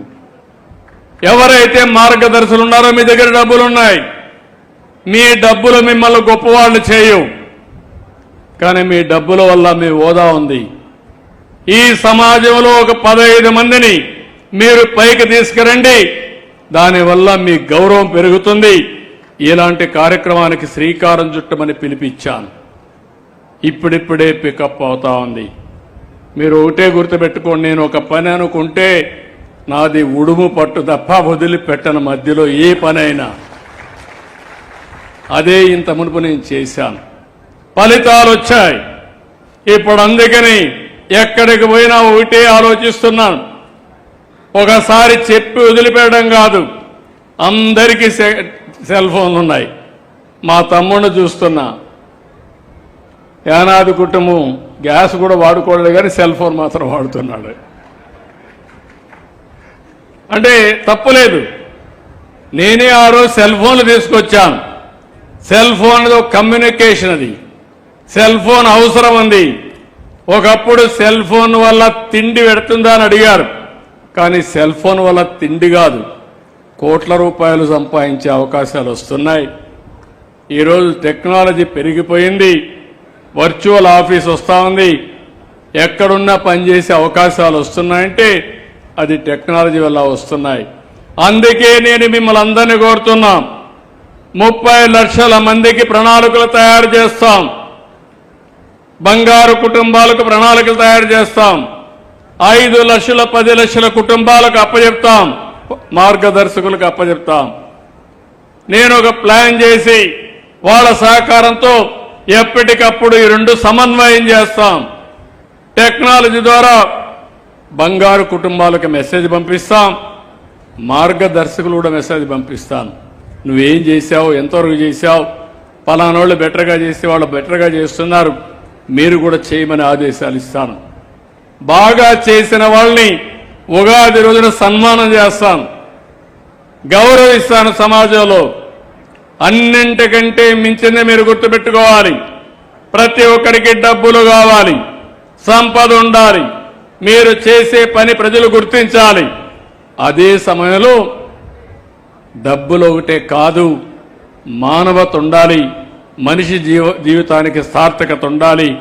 అది సాధించడానికే ఈ కార్యక్రమం తీసుకున్నామని చెప్పి కూడా నేను మీకు తెలియజేస్తున్నాను. అందుకే ఇక్కడ డెమాన్స్ట్రేషన్గా ఇప్పుడు ఒక మార్గదర్శి కుటుంబాన్ని, బంగారు కుటుంబాన్ని మాట్లాడిస్తా, ఒక మార్గదర్శిని మాట్లాడిస్తా. ఎట్లా చేస్తారో వాళ్ళిద్దరూ ఒక ఐడియా ఇస్తారు, మీకు కూడా ఒక అవగాహన వస్తుంది. రేపటి నుంచి అందరినీ కోరుతున్నా, ఇప్పటికే ఆన్లైన్లో ఉన్నాయి, ఆన్లైన్లో ఉండేటి మీరు అడాప్ట్ చేసుకోండి. ఈరోజు 20 లక్షల కుటుంబాలను ఐడెంటిఫై చేసి పెట్టాం, మీరు నేరుగా కావాలంటే అడాప్ట్ చేయండి. ఇందులో 1-2 పేర్లు లేకపోతే ఆ పేర్లు కూడా చెప్పండి, అవి కూడా మేము ఇంక్లూడ్ చేస్తాం, వాళ్ళకు కూడా చేస్తాం. ఇంకొక విషయం కూడా పేద కుటుంబాలకు చెప్తున్నాను, మీరు ముందుకు రండి, నేను చేయూతనిస్తున్నాం. దాన్ని అందిపుచ్చుకుని మీ జీవితాల్లో మార్పు తీసుకొచ్చి, మీరు కష్టపడ్డారు, మీ తండ్రి కష్టపడ్డాడు, మీ తాత కష్టపడ్డాడు, వాళ్ళంతా పేదరికంలో పెట్టి పేదరికంలో చనిపోయారు. కానీ మీ పిల్లలు కూడా అదే మాదిరిగా ఉండాలని కోరుకోవద్దండి. మీ జీవితాల్ని, మీ పిల్లల భవిష్యత్తుని మార్చాలనేది నా ఆలోచన అని చెప్పి మరొక్కసారి మీకు తెలియజేస్తున్నా. నిన్ననే కేంద్ర ప్రభుత్వం నరేంద్ర మోడీ గారి ఆధ్వర్యంలో క్యాస్ట్ సెన్సస్ కూడా చేస్తున్నారు. ఇంతవరకు ఎప్పుడు చేయలే. ఫస్ట్ టైం క్యాస్ట్ సెన్సస్, జనాభా సెన్సస్ తీస్తారు. అందులోనే కులాలు కూడా, ఏ కులం అవన్నీ కూడా తీసుకోబోతున్నారు. దానికి పేదరికం కూడా జోడించి ప్రణాళికలు తయారు చేసి అందరం కలిసి పనిచేసి పేదరికం లేని సమాజాన్ని రూపకల్పన చేయగలిగితే అదే బ్రహ్మాండమైన సమాజం అని చెప్పి కూడా నేను మీకు తెలియజేస్తున్నా. దానికి ముందుకు పోతామని చెప్పి తెలియజేసుకుంటూ ఇప్పుడు ఇక్కడ ఉండే వాళ్ళని ముందు ఈ అమ్మాయిని రామలేము ఏంటమ్మా నువ్వు చెప్పు, ఎట్లా నీ పేరేంటమ్మా? జ్ఞానం సార్. దగ్గర పెట్టుకోమ్మా. జ్ఞానం సార్. ఏమ్మా? జ్ఞానమ్మ. జ్ఞానమ్మ. ఏంటమ్మా నీ నీ పరిస్థితి ఏంటి? ఎంతమంది మీ ఇంట్లో? సార్ మా ఇంట్లో 4 పిల్లలు సార్. మా భర్త ఏమో కూలి పని చేస్తున్నాడు పిల్లలు సార్. ఉన్నారా? పిల్లల భర్త ఇక్కడ ఉన్నాడు. రండి నువ్వేనా పిల్లలు కూడా తీసుకొని రా. ఇటు రండి.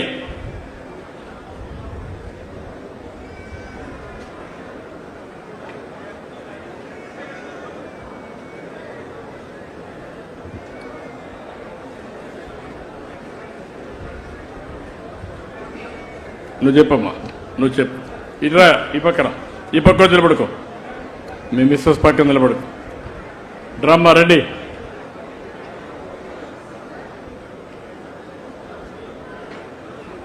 డ్రమ్మా రండి. నమస్తే సార్. చెప్పమ్మా. నా పేరు జ్ఞానమ్మ. మా భర్త పేరు సుబ్రహ్మణ్యం సార్. నాకు 4 పిల్లలు సార్. మా ఆయన కూలి పనికి పోతేనే సార్ నాకు ఇంట్లో గడిచేది. మా ఆయన కూలి పనికి పోయిన రోజు మాత్రం అడుక్కొని తినాలి సార్. నేను నా పిల్లల్ని వేసుకొని నేను ఊరి మీద పడుతున్నాను సార్. అందుకని నాకు ఇల్లు లేదు సార్. మిమ్మల్ని ఒకటే కోరుకుంటున్నాను సార్. నేను నాకన్నది ఒక ఇల్లు ఇప్పిస్తే దాంట్లో నా పిల్లల్ని పెట్టుకొని ఉంటాను సార్. నాకు ఏదావో లేదు సార్. ఒకవేళ మా భర్తకు బాగలేకపోయినా ఊరి మీద అడుక్కొని తిని నా పిల్లకాయలు సాక్కుంటున్నాను సార్. నేను నాకు ఏ ఆధారం లేదు. నా భర్త ఒక్కడే చంపేసుకురావాలి, మా ఇల్లు గడవాలి సార్. ఆయన బాగాలేని పరిస్థితిలో నేను ఏ సహాయం చేయలేకున్నాను సార్. నా పిల్లకాయలు పెట్టుకుని ఉండాలి సార్. నేను ఏ పని చేయలేకున్నాను. ఎవరైనా అప్పు ఇవ్వాలన్నా ముందుకు రావట్లేదు సార్.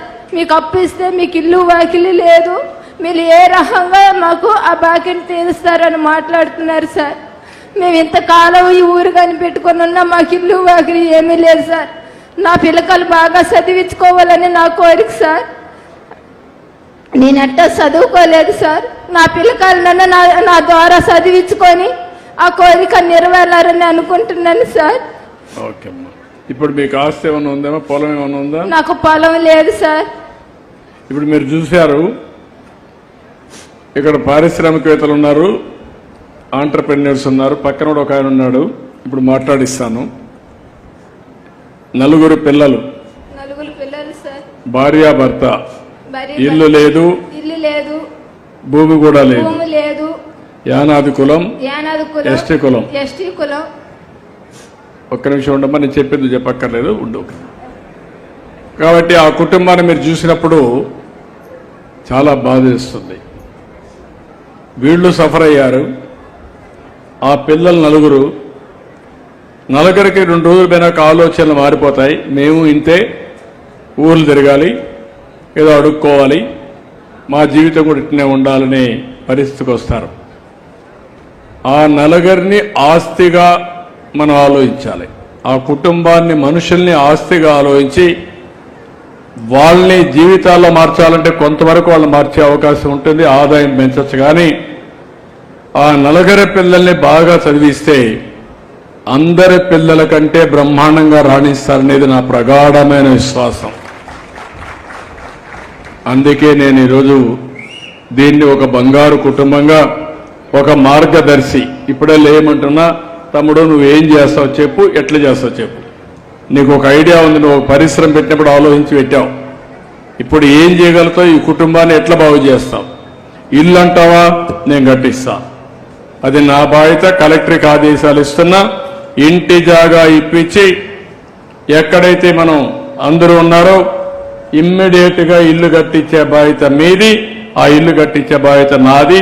నీళ్లు ఇస్తా, ఇల్లు ఇస్తా, కరెంట్ ఇస్తా, టాయిలెట్ ఇస్తా, గ్యాస్ ఇస్తా, అన్ని వస్తువులు కల్పిస్తా. అది నా బాధ్యత. మీరు వాళ్ళని ఎట్లా పైకి తీసుకొస్తారో చెప్పండి. Thank you sir. సో ముఖ్యంగా ఇప్పుడు నేను కూడా అలాంటి వాడిని. మా చిన్నప్పుడు మా నాన్నగారు చనిపోతే మా అమ్మ చాలా కష్టపడి నన్ను కూరగాయలు అమ్మించి చాలా కష్టపడింది, మేము డెవలప్ అయ్యాము. సో నాకు ఆ ప్రాబ్లం తెలుసు కొంచెంగా. ప్రధానంగా ఇప్పుడు ఉన్న వీళ్ళకి కావాల్సింది ఏంటంటే అన్నింటికన్నా ముందు ఒక భరోసా కావాలి. మాకు ఎవరైనా సపోర్ట్ చేస్తారని ఒక భరోసా కావాలి. ఈ రాష్ట్రానికి పెద్ద భరోసా మన సీఎం సార్. ఈయన ద్వారా మాలాంటి చిన్న చిన్న వాళ్ళకి సపోర్ట్ చేయడానికి మేము చాలా మంది ఉన్నాం. ఎస్పెషల్గా సార్ ఇందాక చెప్పారు, ఇంతకుముందు సార్ ఎప్పుడు విజన్ 2020 అనేవాళ్ళు. అప్పుడు మాకు తెలియదు, 98లో 99లో మాకు తెలియదు విజన్ 2020 అంటే. కానీ ఆ విజన్ 2020 డెవలప్మెంట్ ప్రవాహంలో చాలా మంది ముందుకెళ్లారు. అందులో నేను కూడా ఒక చిన్న బిందువుని. ఆ ఉపయోగాలు అక్కడ నేను ఉపయోగించుకుని అంతో ఇంత వృద్ధి చెందిన తర్వాత డెఫినెట్గా నేను కూడా చేయాలనుకుని చాలా రోజులు అనుకుంటున్నాను. అందులో భాగంగానే నేను మరిపాడు మండలంలో సాహో ఫౌండేషన్ అని పేరెంట్స్ లేని మదర్ కానీ ఫాదర్ కానీ లేని పేరెంట్స్ని 190 మెంబర్స్ అన్ని స్కూల్స్ నుంచి, మరిపాడు మండలంలో అన్ని గవర్నమెంట్ స్కూల్స్ని సెలెక్ట్ చేసి మేము ఆల్రెడీ చేస్తున్నాము. అయితే ఇక్కడ స్పెసిఫిక్ కేసు ఇక్కడ వచ్చేసరికి మళ్ళీ బ్యాక్ టు ఒక భరోసా కావాలి. ఆ భరోసా తప్పకుండా నేను అవుతాను సార్. ఆ భరోసాది నెక్స్ట్ ఏం కావాలి? ఫర్ ఎగ్జాంపుల్ గవర్నమెంట్ పథకాలు సార్ చెప్పినట్టు చాలా వస్తున్నా కూడా రావట్లేదు. రావడానికి కొన్ని కారణాలు ఉండొచ్చు. ఆ కారణాలకి ఏమేమైనా వెతికి ఫస్ట్ మీకు కావాల్సినవన్నీ చేస్తాము. Number 2 education. వాళ్ళకున్న ఒకే హోపు పైకి పోవడానికి కావాల్సింది ఎడ్యుకేషన్. ఎడ్యుకేషన్కి సంబంధించి మనకి ఈరోజు చాలా మంచి మోడల్ స్కూల్స్ కానీ, కేజీబీ, కస్తూర్బా స్కూల్ కానీ చాలా ఉన్నాయి. ఏం కావాలో అవన్నీ తీసుకొని ఫస్ట్ నేను ఎడ్యుకేషన్ కావాలి నలుగురికి నేను టేకప్ చేశాను సార్ ఇమ్మీడియట్గా. 2 పనులు చేయండి. నలుగురిని చూశాను,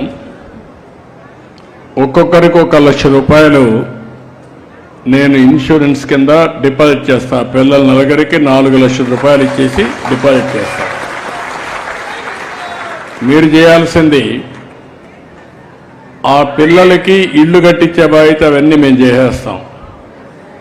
మీరు అక్కడి నుంచి వాళ్ళ ఇద్దరికి ఏం చేస్తే ఆదాయం పెరుగుతుంది, నలుగురి పిల్లల్ని ప్రభుత్వం ఇచ్చే కార్యక్రమాలు తీసుకొని 2 యాడ్ చేసి ఏ విధంగా మీరు వాళ్ళ పైకి తీసుకొస్తారు నర్చర్ చేసి హ్యాండ్ హోల్డింగ్ చేసి అవసరమై చదివించి మీ పిల్లలు ఎట్లయితే పైకి వస్తారో ఈ పిల్లలను కూడా అదే మాదిరిగా పైకి తీసుకొచ్చి మీరు నిరూపించుకోవాల్సిందిగా నేను మిమ్మల్ని కోరుతున్నా.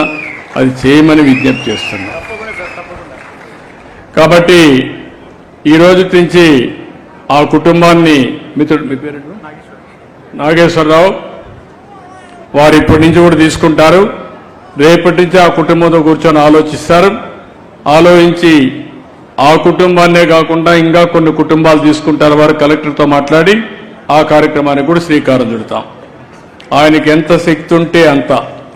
కొంతమంది ఒక మండలమే తీసుకుంటా ఉంటున్నారు, అంటే వాళ్ళు పెద్ద ఇండస్ట్రియలిస్ట్ అంతా. వాళ్ళు కూడా ఒక 150 కోట్లు 100 కోట్లు సిఎస్ఆర్ కడతారు, ఆ డబ్బులు ఖర్చు పెడతారు, 2 కూడా లింక్ చేసుకుంటారు. అలాంటి పారిశ్రామికవేత్తలకు సిఎస్ఆర్ ఉంది. అవసరమైతే కొంత డబ్బులు ఖర్చు పెట్టి చేస్తే చాలా బాగుంటుంది. నేను మీ పిల్లలకి అందరికీ 1 లక్ష రూపాయలు డిపాజిట్ చేస్తానమ్మా, మీ ఇద్దరికి ఇల్లు కట్టిస్తాం, ఏం చేయాలో చేసి కలెక్టర్ కూడా గైడ్ చేస్తారు, వారు కూడా పని కల్పిస్తారు. మీరు దాని మీద పని చేసుకొని నువ్వు బాగా పైకి రావాలి. పైకి వస్తానని అందరికీ చెప్పు. నేను ఇప్పుడు చేసిన దానివల్ల నీకు లాభం ఏంటి చెప్పు. మైక్ పెట్టుకో. నీకు చదువు లేదు కానీ ప్రపంచ జ్ఞానం ఉంది, అవును సార్. దాంతో మాట్లాడు. సార్ నాకు ఇట్లా చేస్తే జన్మకి నేను ఈ పేరు మర్చిపోలేను సార్. నా బిడ్డలు చదువుకుంటే అదే సార్ నాకు నేను ఏం మాట్లాడాలో నాకు అర్థం కావట్లేదు. ఏమొద్దమ్మా, నాగేశ్వరరావును వదిలిపెట్టద్దు. రేపటి నుంచి నీకు ఫోన్ ఉంది కదా, ఆయన ఫోన్ లో వస్తాడు. నువ్వేం వచ్చినా ఆయన్ని గైడ్ చేస్తాడు. రేపటి నుంచి నువ్వేం పని చేయాలో ఎవరు చెప్తాడు. పక్కోళ్ళు చెప్పింది నమ్మద్దు, ఆయన్ని నమ్ము, నన్ను గుర్తుపెట్టుకో, నీ పని నువ్వు చెయ్యి. నువ్వు పైకి రాకపోతే అప్పుడు నన్ను అడుగు. సరేనా? నమ్మకమేనా? మళ్ళా మా కుల పెద్ద చెప్పాడు, మాకు ఈ అలవాట్లు లేవు, నేను స్కూలుకు పంపాను. నమ్మకం కదా, చేస్తావు కదా. ఈ పిల్లల్ని బాగా చదివిస్తావు, అంతే కదా? ఓకే అమ్మా, వెరీ గుడ్. 1 లక్ష రూపాయలు ఇస్తాను, డిపాజిట్ కూడా చేసి పెట్టాను నగరికి. లేమ్మా లేమ్మా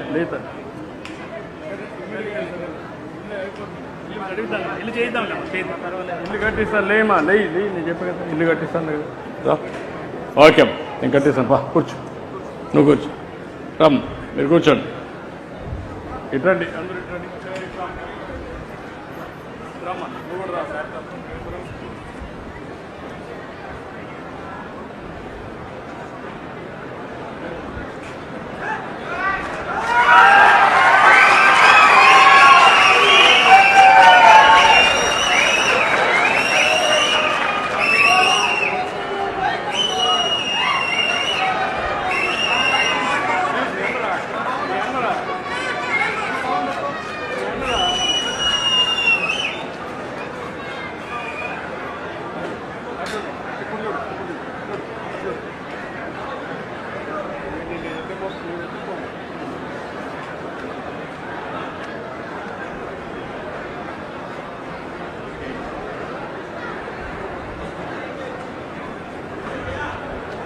ఇక్కడ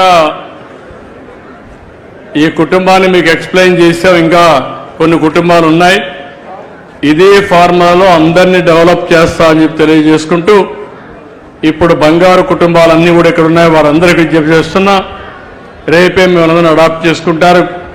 ఇక్కడ ఎవరైతే ఆంటర్ప్రెన్యూర్స్ ఉన్నారో వాళ్ళందరూ వేదిక పైన వస్తే వాళ్ళు ఒకసారి సన్మానం చేసి ఇంకొక మీటింగ్ ఉంది, మళ్ళా నేను వెళ్ళాలి కాబట్టి ముందుకు రమ్మని కోరుతున్నాం. కలెక్టర్ వాళ్ళందరినీ పిలవండి పైకి.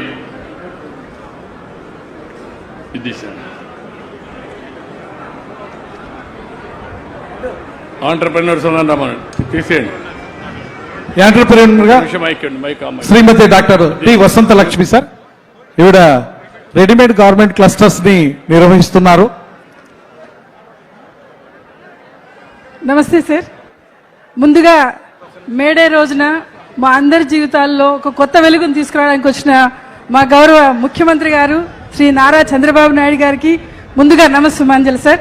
అలాగే ఈ రోజున మాకు ఈ అవకాశం కల్పించారు సార్. మేము ముందుగా ఒక విషయం చెప్పాలి సార్, మీ ఇన్స్పిరేషన్తోనే మేము ఈ రోజున ఎంటర్ప్రెన్యూర్స్ అయ్యాం సార్. ఎందుకంటే మా చాలామంది చెప్తుంటారు, ఆడవాళ్ళు ఒక కుటుంబంలో ఉన్నప్పుడు వాళ్ళ భర్తలు సంపాదిస్తుంటారు కాబట్టి మీరు ఇంకేం చేయాల్సిన పని లేదని. నా భర్త ఒక డాక్టర్ సార్.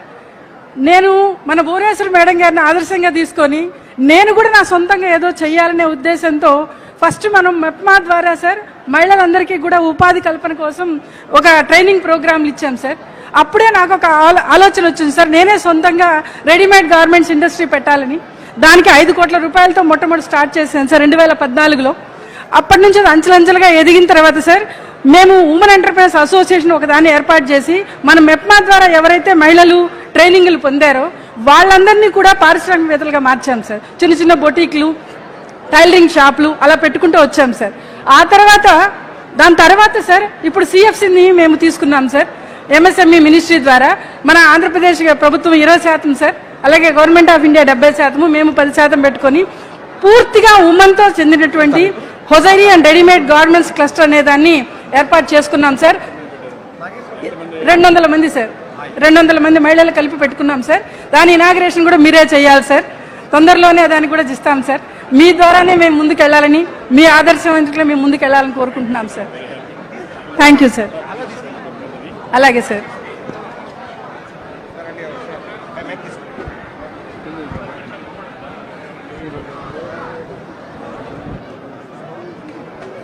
వీళ్ళకమ్మా వీళ్ళకి ఓకే.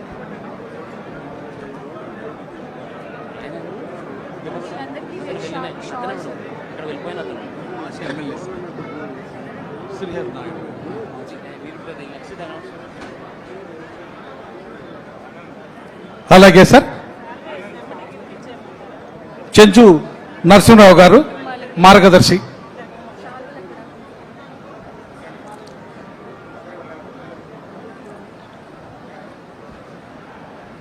సార్ తదుపరి డి చెంచు నరసింహరావు గారు సార్, వీరొక మార్గదర్శి.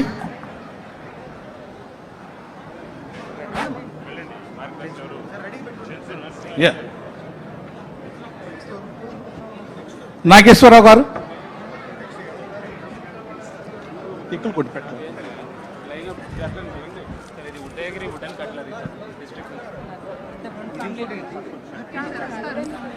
నాగేశ్వరరావు గారు, అలాగే విజయ్ చంద్ర గారు, సంగుబొట్ల నరసింహమూర్తి గారు, భాస్కర్ రెడ్డి గారు, శివప్రసాద్ నాయుడు గారు.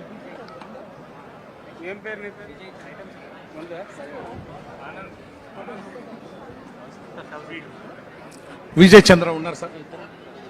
సరే.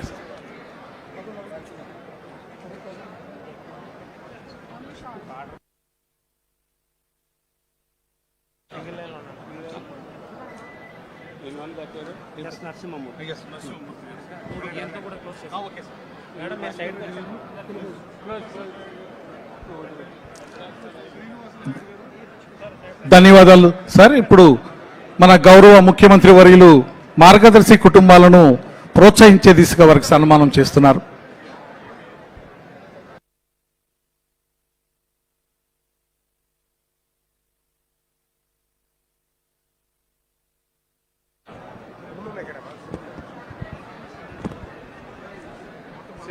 అలాగే 10వ తరగతిలో ఉత్తమ ఫలితాలు సాధించిన విద్యార్థులను కూడా మరి గౌరవ ముఖ్యమంత్రి వారి చేత వాళ్ళు ప్రశంసిస్తారు. వారిని వేదిక మీదకి తీసుకురావాల్సిందిగా కోరుతున్నాం.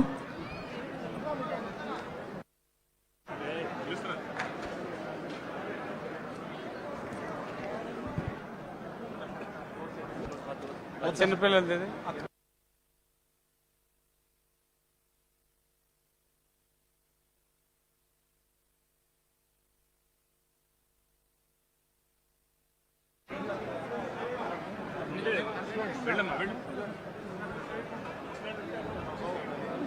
వెళ్ళమ్మా.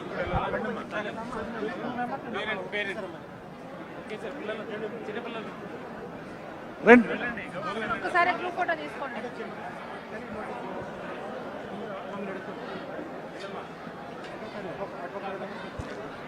పదవ తరగతిలో ఉత్తమ ఫలితాలు సాధించిన చిన్నారులను గౌరవ ముఖ్యమంత్రి వర్యులు వారిని ఆశీర్వదిస్తున్నారు.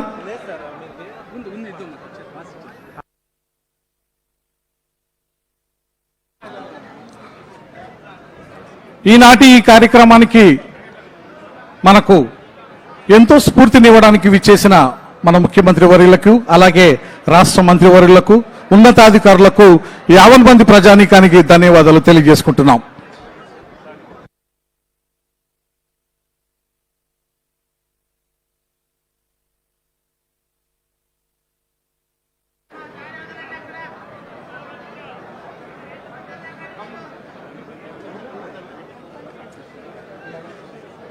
చెప్పిన పాయింట్ వచ్చిందా సార్? మీరు చెప్పినప్పుడు వీడియోనే రాలేదు. ఇప్పుడు రాలేదు సార్, వాయిస్ రాలేదు సార్. వాయిస్ రాలేదు. కాకపోతే మళ్ళీ చేసినప్పుడు వచ్చేసింది. వీడియోనే రాలేదు, ఇప్పుడు చెప్పారు.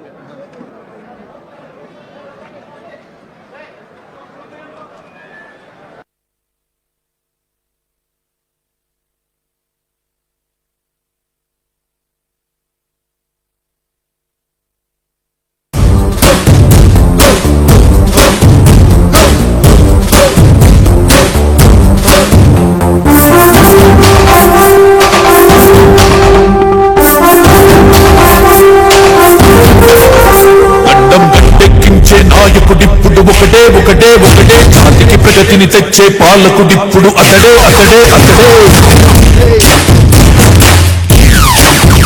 గడ్డం గట్టెక్కించే నాయకుడిప్పుడు ఒకటే ఒకటే ఒకటే జాతికి ప్రగతిని తెచ్చే పాలకుడిప్పుడు అతడే అతడే అతడే సూర్యుడిలాగా చీకటి చేసి చంద్రుడిలాగా వెన్నెలనిచ్చి అందరికీ అభివృద్ధిని చేస్తాడే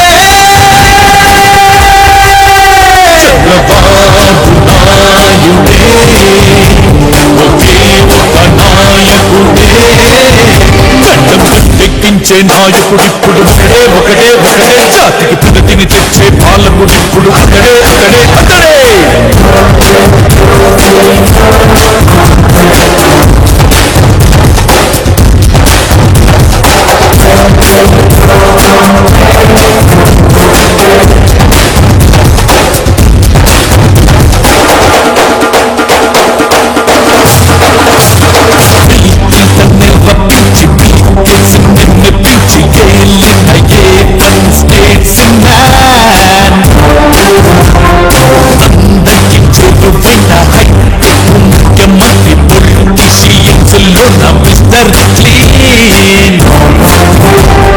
దేశంలోని సీఎంలంతా దేశం చంద్రబాబు అంటే కేంద్రంలోని నేతలంతా అవార్డిచ్చి అభినందిస్తే అన్ని రంగాలందు మార్పులెన్నో తెచ్చాడే ఉద్యోగాలకి వ్యాపారాలకి వృద్ధిని ఇచ్చాడే ప్రపంచ పట్టాన ఆంధ్రప్రదేశ్ని ప్రత్యేకంగా చూపాడే చంద్రబాబు నాయుడే ఒకే ఒక నాయకుడే గడ్డం ఎక్కించే నాయకుడిప్పుడు ఒకటే ఒకటే ఒకటే జాతికి ప్రగతిని తెచ్చే పాలకుడిప్పుడు అతడే అతడే అతడే